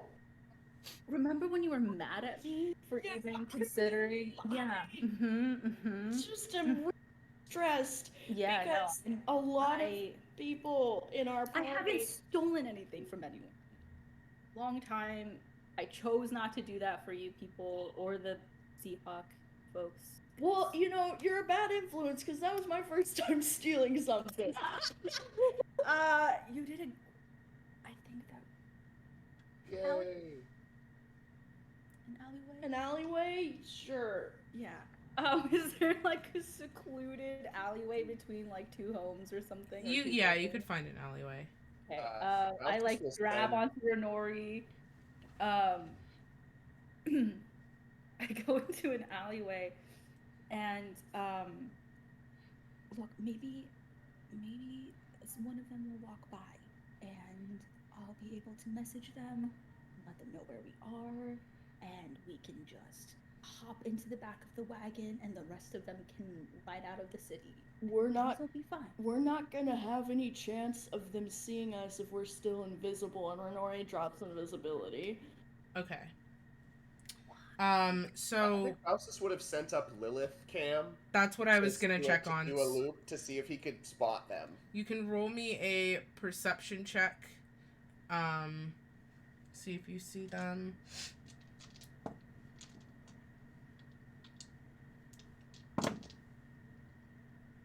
Balloon, help me, God. That is a 15. Okay.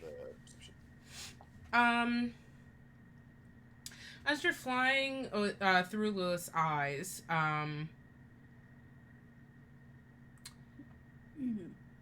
you see it's hard to make out, but you can't. I mean, you see a few people in dark cloaks, but you can't really pick out from overhead which ones might be yours. Clarification. Am I making the perception check with my modifier? Lilith, or if you're looking through her eyes. With Lilith. Okay. Just double checking. All right. Yeah. Cool. So you see, I mean, you see a few people in darker colored cloaks but you're just not. We'll get to that in a second. You're not sure who. Actions have consequences. You can't just commit crimes. I rolled that one. Yes. How am I supposed to go? This man is really annoying the shit out of Raven. She might steal something to fuck with him. I should roll to see if that will happen or not. And I rolled a nat 1. Your actions still have consequences. even No, if your I knew it dice was going to be bad. gave you a nat I knew 1. it was going to be bad. I knew. It was I your wasn't choice to betting make a on the judgment bad. roll and not just And you had roleplay so your many judgment. chances to give it back. It's fine. We're in it now, Mr. Krabs. So, Got it. You'll be Lilith. fine. Lilith. Hey, Do we've I been in see some Lilith? scrapes before, kids. We'll get out of this one. Lilith, Probably. you We fought a god one time, remember? You did do that. You picked out, Worst case scenario, we'll just kill all these guards and run. Lilith, Lilith picks out a few people in dark cloaks, but it's hard to see from overhead who's who. Would you like to do anything additional in these few moments while she's flying overhead? Load my crossbow. Okay, yeah, fair enough. You start. That's fair. You're able to start. He pulls a crossbow little kid. over the shoulder and just puts a bolt in. Yeah, Just that's fair a enough. little kid holding a light crossbow. Yes, please. Nothing odd about a little kid holding a crossbow, Faustus. So going back over to our friends in the alleyway, Raven, roll me a perception check with disadvantage. I want to see if I see Lilith too. You can roll me a perception check with disadvantage as well. Me. We're in a very narrow alley space with not a lot of sky. Wait! You make yourself, including your clothing, armor, weapons, and other belongings, look like something else. Yeah. So I can make my crossbow look like something else. Oh, I thought it was sure a choice can. not to.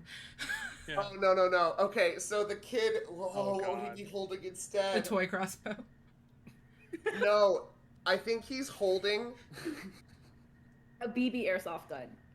I think he's holding, literally just, no, like a toy, but like literally just a stick with another stick, like tied across. I love that. With, like, oh my with like god. a string to where it like has like a little leaf poking off of it. Nice. Yeah. But then all of a sudden it's gonna point and a bolt's gonna appear coming out of it when it Nice. fires.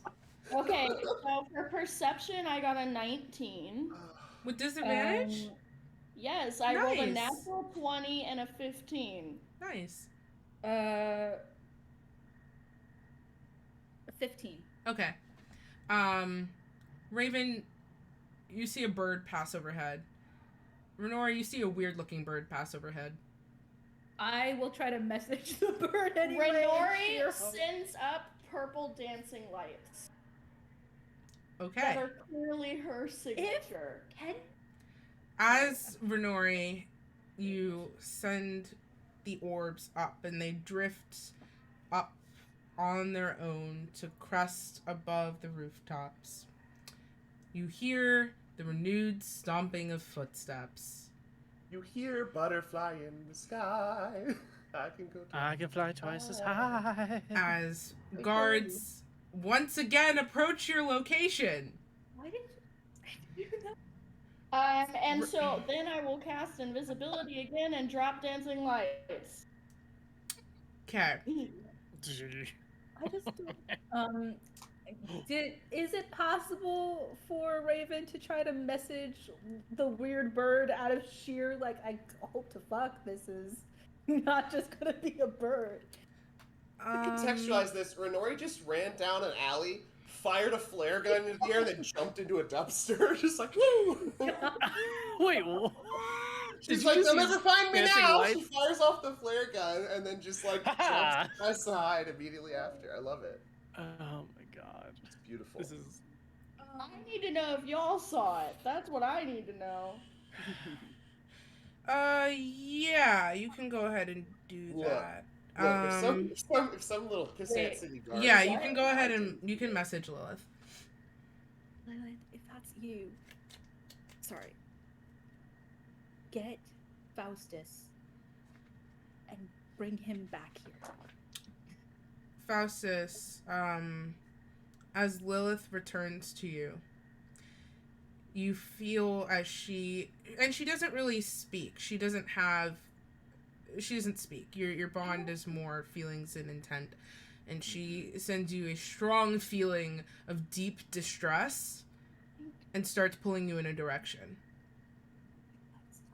And you understand through her communication, Raven. Faustus says, "This way now," and runs. Action dash, bonus action dash. Faustus is fucking gone. So if they're 500 feet away, in other words, yeah, he would get there in like 30 seconds. Cool. 30 seconds is just like, a I think lot I'm the of only time. one that can keep up. You see this kid. You see this kid literally running at like Usain Bolt speeds through the streets with a fake, like a toy crossbow on his arm. She's like, "Ah!" I really hope that it's just anime running and not like actual running. Yes. So, Sorry, Liz. I love you very much.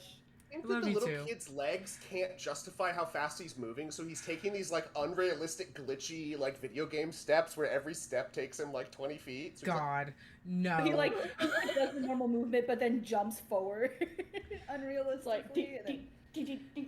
So in the alleyway, as Renori and Raven yet again vanish from sight. From either end of the alleyway, as the city is set up again in these concentric circles, the guards who have seen the dancing lights hit the sky flank the alleyway and proceed into the alleyway, shouting to each other like, okay, team on the ground, go check the windows, check the houses, find them. And you see just like and hear as guards are now approaching you on either side. So you are invisible. You have a few seconds, but you are being sandwiched in. This is not a wide alleyway. You could attempt to squeeze by, but you probably cannot do so unnoticed. The alleyways may be like less like 6 feet across perhaps, and they're marching in like 2-3 deep. So so I so badly want you to have this, and you keep making decisions. So I really do want you to have this. Like, I hope you know that. But you also keep making decisions, which is an issue. we have. No, I know. No, I know that. Do you think that means like we're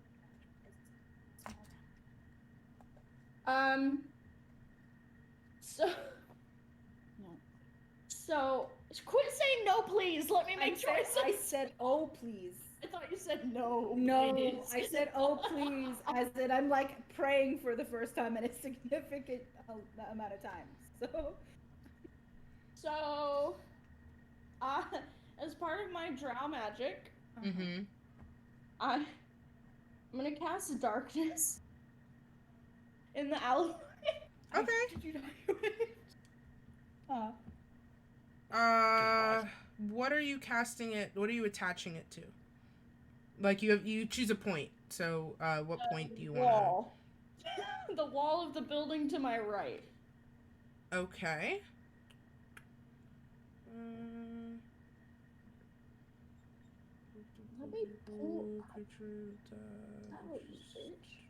Okay. So as you toss the speck. You toss the speck of darkness against the wall to your right, and it completely envelops the 15 feet of the alleyway. So the entire alleyway in this section is sort of chunked off. Yes. For about 15 feet in either direction. So it's almost the entire alleyway, but not quite. But the guards are weapons drawn proceeding ahead. Yep, and so because of that, invisibility dropped. So then I am gonna dimension door just right out of the alleyway. Okay. From where we came.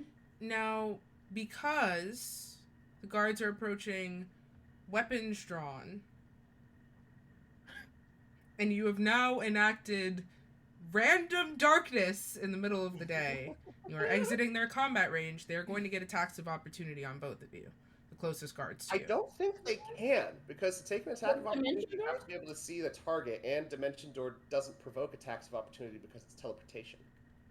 I'm going to let them do it with disadvantage, because I think if you were in an alleyway and your fucking sight disappeared and you had weapons, you would probably swing them.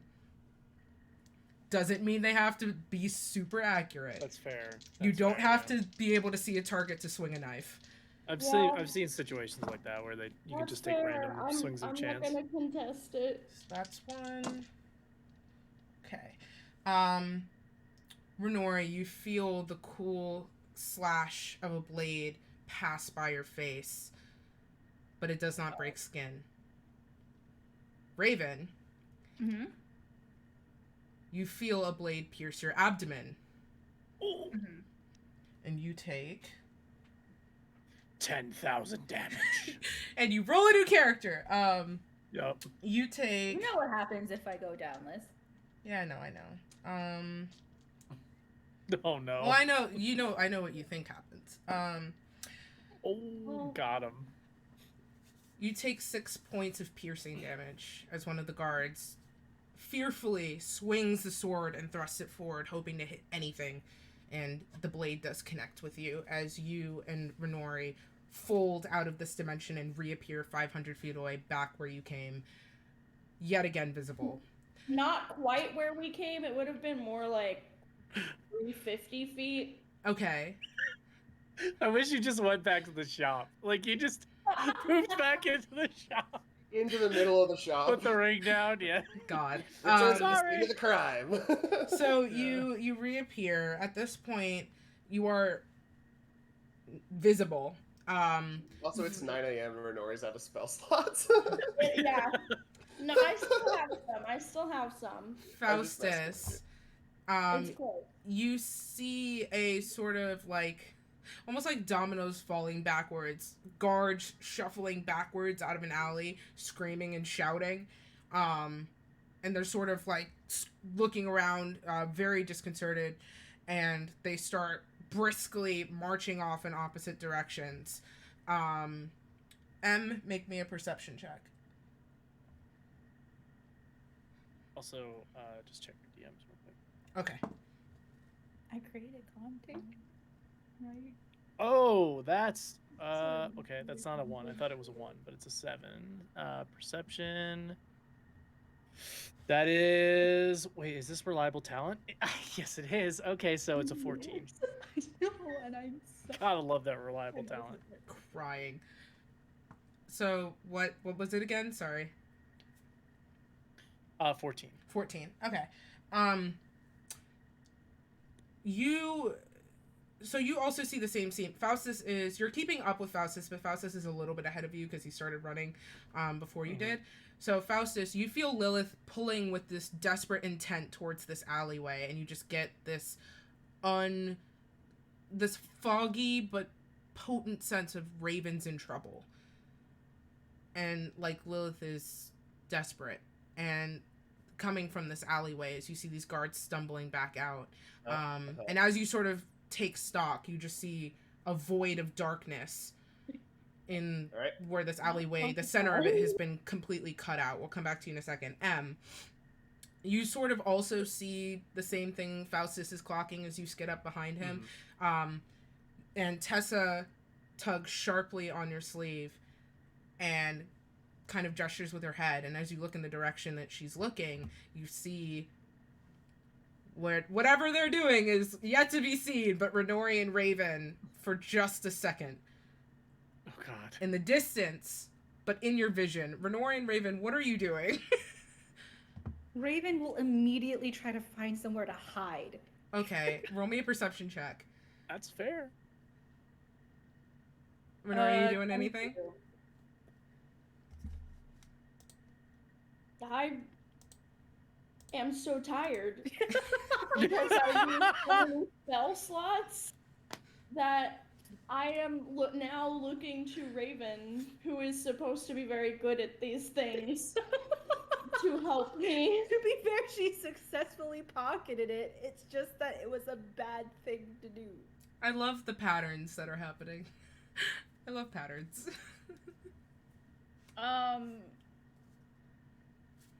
22 perception check. Okay. A place to hide. You do spot another alleyway to dart into.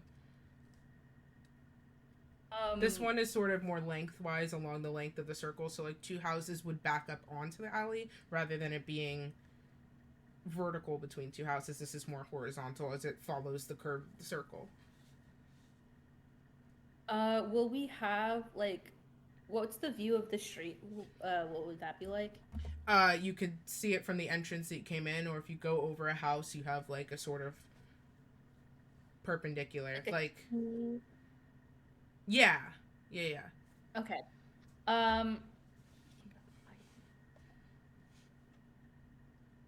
Did hiding in an alleyway work out well last time? It did until you cast dancing lights. Well, I thought that guards wouldn't think, oh, orbs, that must be them. Like, magic users exist everywhere. I was just hoping that everyone else that knows me would know, oh, that's Renori. I didn't think guards would be like, anything that happens in the town right now must be them, you know? No, that's fair. That's fair, I guess. We're standing in the middle of the You're in the you're just fairway, just talking. At this Just having point, a conversation. like you would This is see them. phenomenal. They haven't gone anywhere. Raven is clocked an alleyway, and you In the see middle of them the street. standing arguing in the middle of the the thoroughfare. I will gesture to Casper. Casper, get them. Go. Tessa. No. Renori. Sorry. Renori, Raven. I just like the processing just happened. Renori, Raven. You see as Casper. You don't see Casper. Actually, we're gonna. No, you don't. You don't see Casper. Brain. So Renori and Raven, as you're like bickering with one another, you see. Yeah, you see a older gentleman. He's got like kind of one of those faces that's just so wrinkled that you can't really make out any discernible details about him. Really unkempt gray hair that sort of brushes the eyebrows. And he's just sort of hobbles up to you very slowly. Renori cast hold person. The man as a retcon, I would have told him before he went to go to what was it, Bard's Tavern? Take Bard's them and Cavern. go to Bard's Cavern. Yeah, and I will like start heading that way with Tessa to get a jump on the situation. So as you see Casper go that way, like going from just standing like a guy to like the old man walk, and Tessa gives you a nod and you two start heading actually in the direction that towards the alley, like you would have to go past it. Okay. But you are disguised. Gotcha. We'll come back to Faustus in 1 second, because this is happening. So Renori, Castle Person, is that a wisdom saving throw? Right? Yep. 16. What's your DC? 15. You see this old man who looks so sad and hungry, just as every muscle in his body locks up, and then he just sort of breaks out of it. And he goes, Renori pulls out a dagger and points it at him because she's a fucking stranger, and she's like, "Who the fuck are you, and what do you want?" This is in the middle of the street still, right? It's an alley, right? This is in the middle of the street because they It's argued the middle of the about going into the alley. It's like, I want you to have this so badly. This is so great. This is so great. And Can you just this pass old the man actually- looks up at you with Renori with such a tired annoyance that you immediately recognize your boyfriend. Renori puts the dagger back. What? Why do you Follow me. look like- Don't. Nope. We're walking. And then louder goes, "Oh, thank you, kind women, for aiding an old man in need." and sort of loops his arms a little forcefully through both of yours and starts walking you around the western side of the city in the same way that Em and Tessa will be heading kind of about the same time. Faustus, you specifically have a moment to react as Lilith is freaking the fuck out telling you Raven is in this alleyway. Okay, there's gonna be a, like, shadow, bright backdrop, him standing there with Lilith looping back in the background, and he's going to turn his head to the side dramatically and mutter a phrase in Elvish like an anime character. You know, they say something right before they charge into battle, and then he's going to put his hand down, and the shadows of the alley are going to coalesce into a shadow blade, and then he just like stalks into the darkness. Okay, not the shadow blade. As the shadows, there's like a. He has the shadow blade in one hand and the other hand like out, like feeling around because he's looking for Raven. He doesn't know where she is. Okay, so yeah, so there's a concentration spell. So as soon as Renori would have cast Dimension Door, it's not dark in there anymore. Well, Dimension Door isn't concentration though. No. But darkness is. Yeah, but you can cast non-concentration spells while. Yeah, but right about now, the spell would probably drop. Like. Okay. As Faustus, he stalks dramatically into the darkness and then it drops. That's what I was gonna say. That as Faustus makes his way into the middle of the alley, that the darkness then Faustus drops like a curtain being yanked off of the rod, and sunlight pours once again into the space, and you are standing, anime style, a child. In the middle of this alleyway, and there's nothing here. Here. Long shadow blade. Yes. Dragging your blade like Trapper from Dead by Daylight. Just this kid with a full adult voice puts his hand up at the bright sunlight after just coming out of darkness. Like, oh fuck.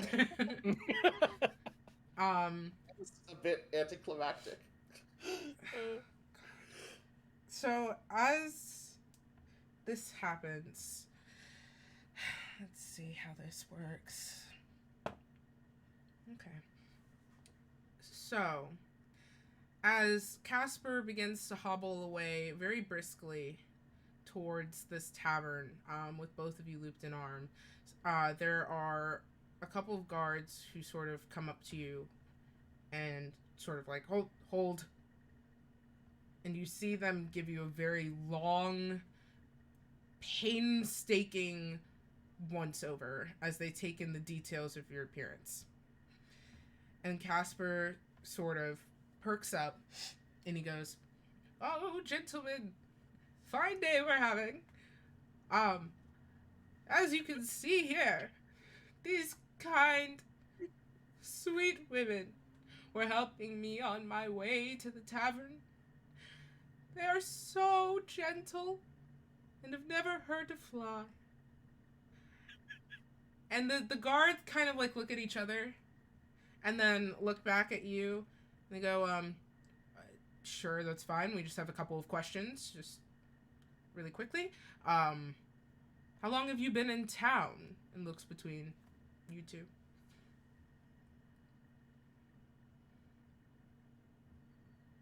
Can we tell? I don't. A few weeks. Oh, okay. Interesting. Okay.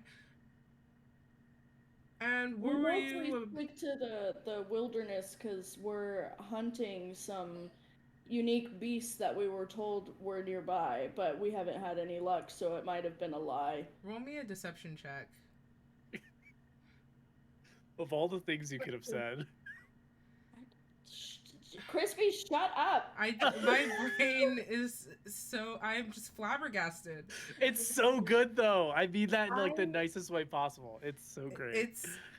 This... I want this to end so badly. I want you to be able to sit and celebrate this.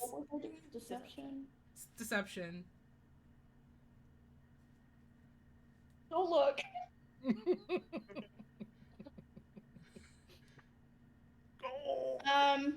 That's an 11. One of the guards narrows his eyes at you. And he goes, I'm not good with people. "That's alright. if you don't mind, we just have a few routine questions for you. I'd like to talk to you a little bit further before the Lawmaster, if you don't mind. Just have a few moments. So, may I be frank with you? You're an adult, yes? That was an incredibly condescending question. No. I mean, what I'm trying to make sure of is that when I say you're okay with knowing that our grandpa here is dying and we only have limited time. No, with stop. I'm done. Look, I'm just saying, a lot of time has passed. At what point does Faustus eventually wandering around eventually find him? Faustus. I had an idea. I'm sorry, I said I was bad with people. I lie for attention. Anyway. Faustus, I'm going to get to you in 1 second. I'm just going to let Raven finish. I promise. You're good. I'm just checking in. Thank you for asking. At what point did we say that Raven ended her sentence? Like, she just have been speaking and Renori didn't say? Or is it just going to be like, we're going to have to go with this? No, because Renori said I lie for attention and took it That back. was all said. None of that gets takey backsies. I'm really sorry. She's brand new to this. At this point, you're an adult. This? Yeah, what's this? I'm gonna get there. Oh my god. I was asking if you were an adult, just because, well, oh no. I'm a woman. I'm a woman of the night, as it were, and oh no! we were both on our way to the tavern to help entertain this man.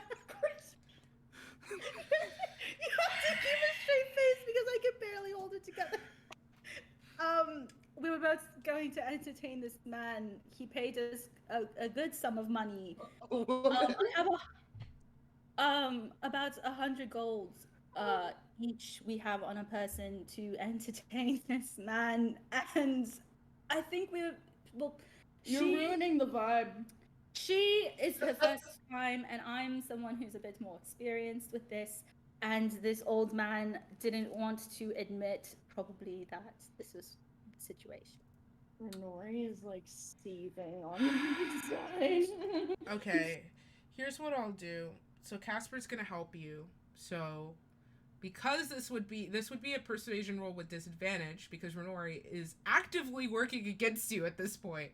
But because Casper's about to help you, it will be a straight roll. So roll it. Don't tell me the number yet. Mm-hmm. So as you say this, and Renori does not help. Casper sort of catching your drift goes, I came into a large sum of money recently, and I know my years are waning quickly. And, gentlemen, well, sometimes you gotta go big. And This sounds like an email from, like, one of those, like, scam. Right? And he leans up, and he sort of, like, he kisses Renori on the cheek. Goes, I'm very excited to spend time with this one specifically. She's a spitfire. Renori, like, kind of relaxes. What is this deception? So... Yeah, am I rolling? No, we didn't steal anything. We're just doing prostitution. No, okay, so to clarify this... I didn't hear anything. What to roll for. Deception. So you're rolling deception because this guard is asking literally just to ask you questions inside the government building, and you are lying to him that you are Lady of the Night and that you would need to spend time with your customer right now. Anyway. Casper's not your customer, so you are still lying to him. What's the number? He could be. What if we made him the customer, then it wouldn't be a lie?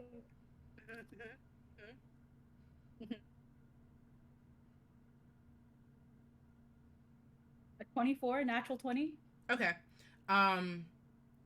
The guards sort of shuffle and shift and look at each other and go, where are you staying? And Casper pipes up before either of you can speak, because dear God.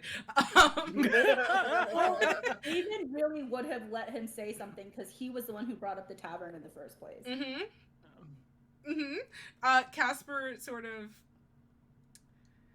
like gives one of those creaky coughs as if he's lived a few years, and it's pretty convincing. And goes, oh, we'll be up at the Bard's Cavern, just up the way. If you fellas are interested, I've got plenty. I could pay for a couple of your rounds. And they look intrigued by the notion, but then they sort of, we'll be sending guards to check on your location. If we find you to leave the premises, well, that'll be a different conversation, but have fun. Maybe we'll be asking you questions. Don't send anyone for at least 2 hours, I would say. Oh, no. When you go in, you'll be in. You can have fun with whatever this is, but we'll be waiting outside. Whatever this is. Morgan Freeman. Yes. Thank you. Have a good day, officers. We'll be seeing you. And keeps a very, like, they watch you walk away.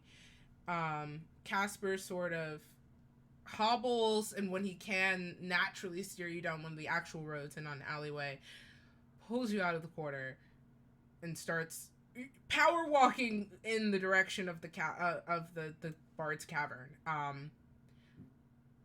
Doesn't say a word. Is just walking. Yeah, neither does Renori. Yeah, Raven understands when. Yeah. So what he has to say for today. Faustus, you would have at that point, you would have witnessed like the second half of that, like Casper walking them away to keep this clean. I would have given you the chance to intervene, but I wanted to see how Raven did because that was a good roll. We're gonna just let that sit. So you see them start making their way towards the cavern. I was gonna say otherwise, Faustus would have no idea where to go. Yeah, no. You see find you eventually. Yeah, eventually. I can run really fast. That's true. You can run really fast. Y'all throw all kinds of stuff at me, but I got the threads. So Faustus, you see which direction they're heading in, and you're able to, with ease, sort of keep a trail behind them if you so wish. So a little boy is running down the street, kicking a rock, and he has his little toy crossbow. He's just sort of having a grand old time. Okay, so you're following behind them, Faustus. So Renori, Raven, Casper leads the way, and you walk up to what does kind of stick out of place a little bit, where all of these buildings are these sort of, especially the merchant fronts. Like, you can tell which is residential and which is a shop front based on whether the first floor is sort of like more open or if it's just a house. And the whole city's been littered with buildings that way, right? But then, why are there pop-ups? What is popping up? Why did my mic muted itself? That's cool. We heard you. No, for the captions, it just did that. Okay. So you can tell like what's residential and what's not, and you pass in and out of small clusters of residential, and then shops and places where it's intermingled. But this building that you approach as you curve around the side of the circle is what you would call a duplex, I guess, in this sort of building situation. Like, whereas they are these narrow buildings, this building is like two of them conjoined, and there's like a middle segment built. And it's got two peaking roofs, but the center of the building is the entrance, and it looks like a normal wooden building. It's pretty fancy. It kind of stands out from the other buildings around it, and the opening to the front of the building is meticulously painted with varying shades of grays to look like the entrance to a cave. And you can see two clearly wooden doors in the center of that painting, but it's pretty convincing at a distance. It's pretty cool. And as you walk up to it, Casper just holds open one of the doors, waits for you to pass in, shuts it behind him, and we'll come back to you in 1 second. Faustus, you catch up to them as well. So we're gonna kind of put you where you're all entering at the same time. So the inside of the Bard's Cavern tavern is I love doing things on purpose. Is a almost like a ski lodge in design. Way too much wood paneling.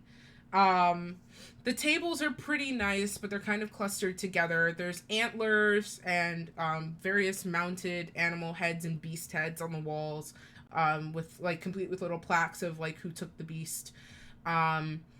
And where you're standing in the building, you can kind of see there's like a segment of just in the center where of pillars, and so only those pillars have like a small loft, like almost like a DJ booth, to put it in perspective. Where like you could see the first floor would be transformed into a sort of dance floor, and there's a bar against the far wall. It is midday, so it's not empty, but it's not slamming. There are quite a few patrons at different tables. Casper kicks out a corner table somewhere that's a little bit nondescript, and he just sits and he is quiet. Faustus, you enter, and you do get like one odd look from like a barmaid who's like holding a tray of tankards, and then you see her just give you a nod of respect and then continue on her way. Damn, kid. All right, I see you.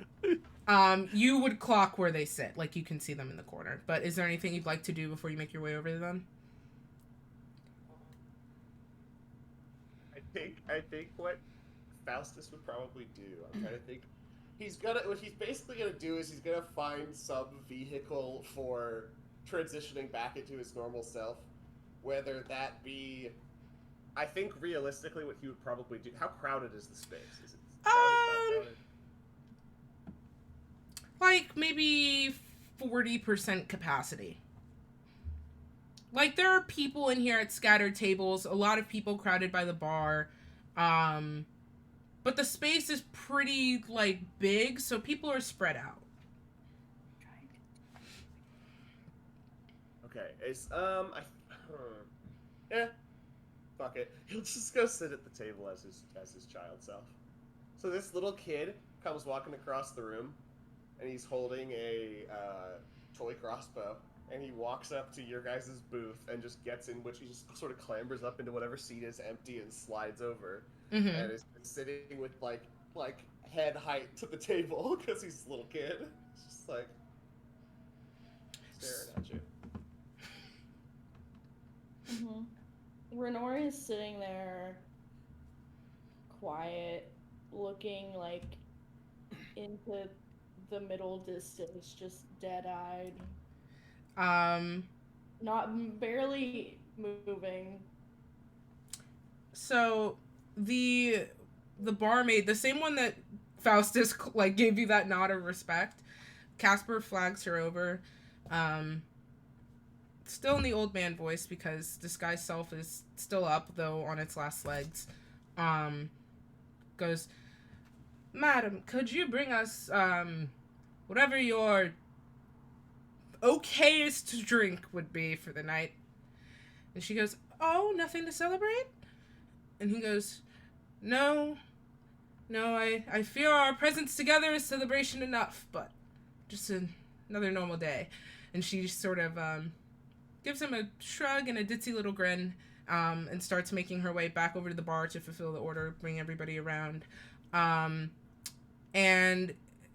there are a few Crown's Guard who, like, the door opens and you hear their clinking of metal as they take a look in.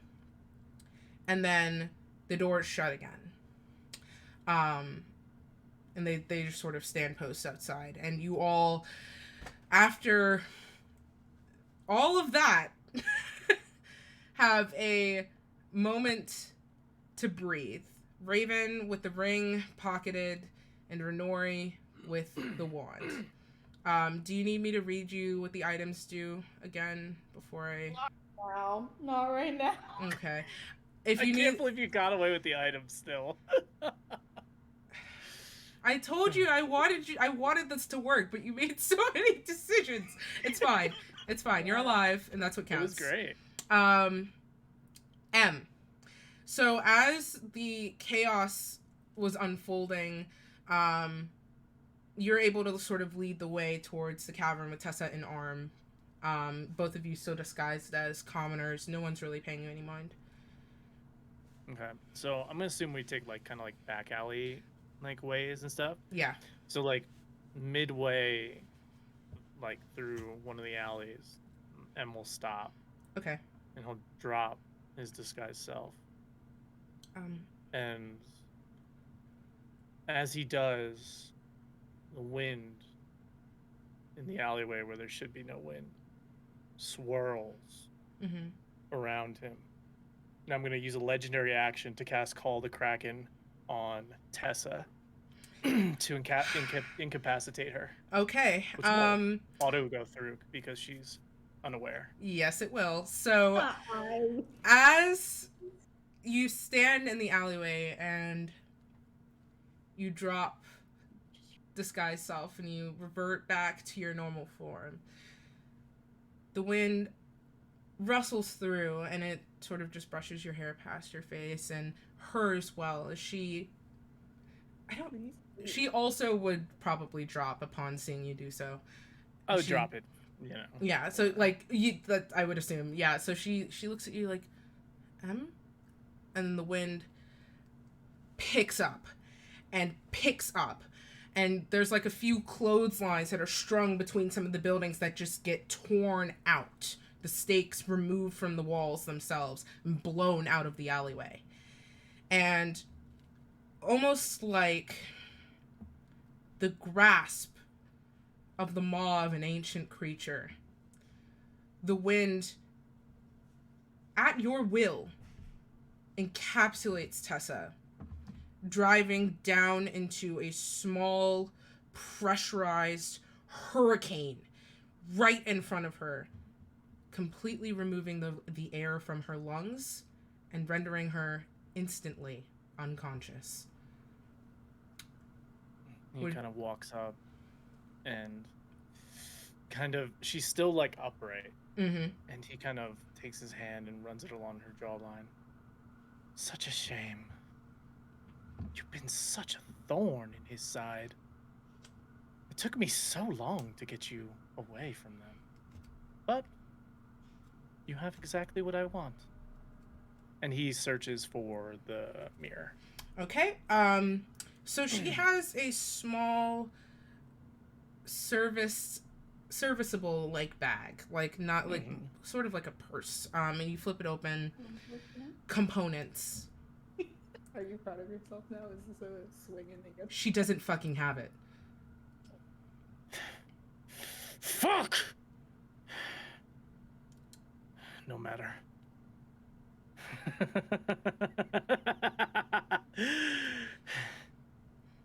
They'll come to me. And he casts invisibility on himself and Tessa. And through, as like the camera kind of fades away, you see kind of like the shimmering outline as her body kind of just floats behind him, and he walks down the alleyway with her. Roasted carbonite!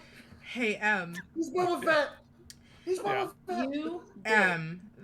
That pull that you've been feeling in your chest since you got to Ricard finally subsided. And you crack a smile. And that's where we're going to end episode 34 of Stormborn's Curse. If I could buy a plane ticket to high-five a person right now, I would drop so many dollars. Thank you, everybody, for tuning in.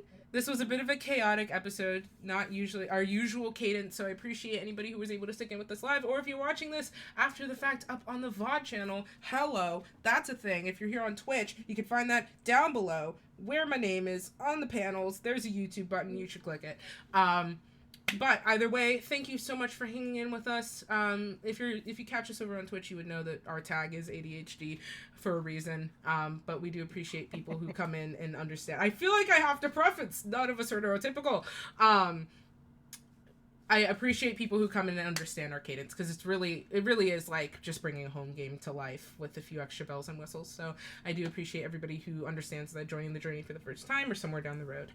Speaking of doing that, if you would like to do that, all of our episodes up through episode, I believe, 31 are up on the VOD channel. I did fall behind a little bit in our uploads, and I apologize about that, but I will be doing my very best to update the VOD playlist sometime this weekend? Question mark. You got it. It's gonna happen. Somewhere in there. Next week, the Faustus murder. We'll see what happens. So as all of those episodes go up, you can catch up over there. If this is your first episode, welcome. If you're a returning veteran, glad to see you. Just going back over some of the stuff we said at the beginning of the stream. Once again, if you like what we do here, my tip page makes it possible because it lets me pay my bills. So if you enjoyed today's episode, or you've seen any of my other content and you really like that, I'm really trying to push it without feeling bad about myself.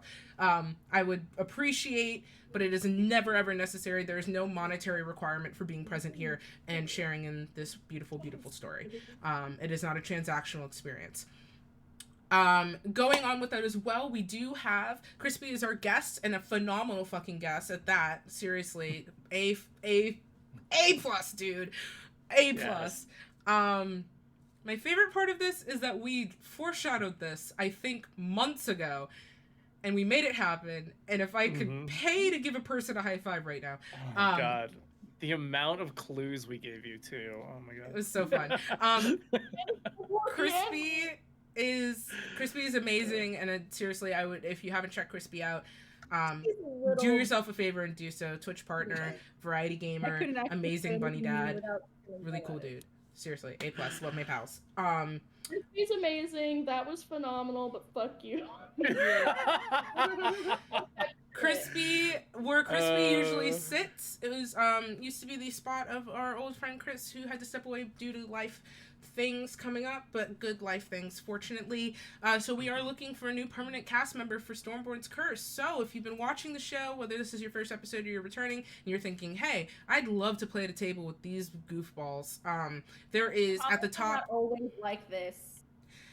If this somehow deterred you from wanting to apply, I promise. I do genuinely... I am always like this, so take that into account. Not that it's a bad thing, but I do genuinely think we were a lot more chaotic and all over the place this episode than we usually are. That doesn't make it a bad thing. We're all not neurotypical, and that shows, and that's okay. There's nothing wrong with that. But usually I think we are a lot more in line than we were this episode, if that matters to anybody. To be fair, I don't think we've had like a chaotic chase sequence kind of thing before. That was wild. You know, that was like, actually bucket list check. You know, so so good. Welcome. That was so good. Yep. It was great. It was great. So, with that being said, if you look at the show and you're thinking, wow, I'd love to play alongside those goofballs, at the top of my Twitter page right now, which is Dawn_lists, you will find the Stormborn's Curse casting form, which you can fill out. Please fill out the casting form and do not reply to the tweet with your information. I will not look at it. I'm only looking at the replies to the form.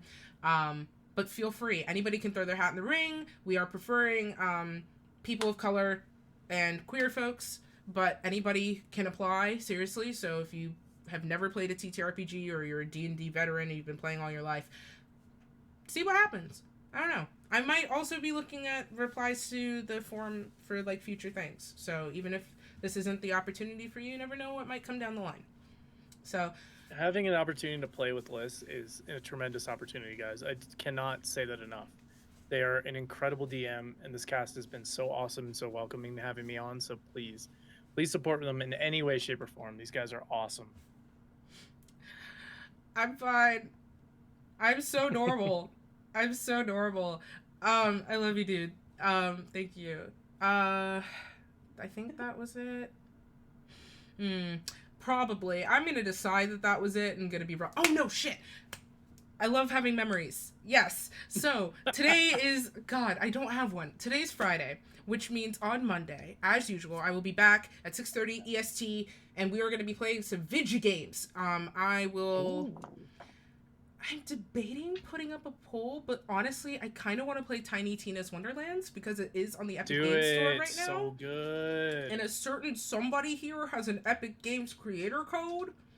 I do. I don't know who that guy is, but it might be Crispy Gameplay. So I might be playing Tiny Tina's. I actually might put up a Ko-Fi goal for Tiny Tina's because I spent my Tiny Tina's money at the Natural History Museum, but it's fine. Just remember that. But Oh my god. If I can get Tiny Tina's this weekend, we'll be playing Tiny Tina's on Monday for the very first time. And you can use creator code Crispy Gameplay in the Epic Games Store if you would like to get anything off the Epic Games Store and give him a kickback because he's amazing and he deserves it. But yeah, that's our usual Monday thing is that we do a poll, but this weekend I think I'm going to forfeit it and make a decision. So you can catch me over at 6:30 EST here to check out Tiny Tina's for the first time, and then once again on Friday for Stormborn's Curse, episode 35. With that being said, oh my god, that was so many words.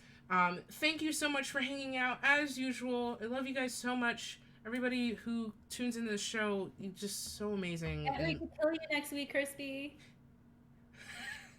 Can't wait to kill you, bud. You don't Love know my you. stats. Can't wait to kill you. You don't know his stats. I can't. You don't know what I'm capable of. I can't wait to watch this play out. I'm gonna have a fun time choosing whether or not to use Fang, Balance, or Blood Thief to end you. Oh, just wait. Oh, I can't wait. I can't wait till I show you what me and Liz have put together. Oh my god. Nothing has been so cathartic as the end of that session.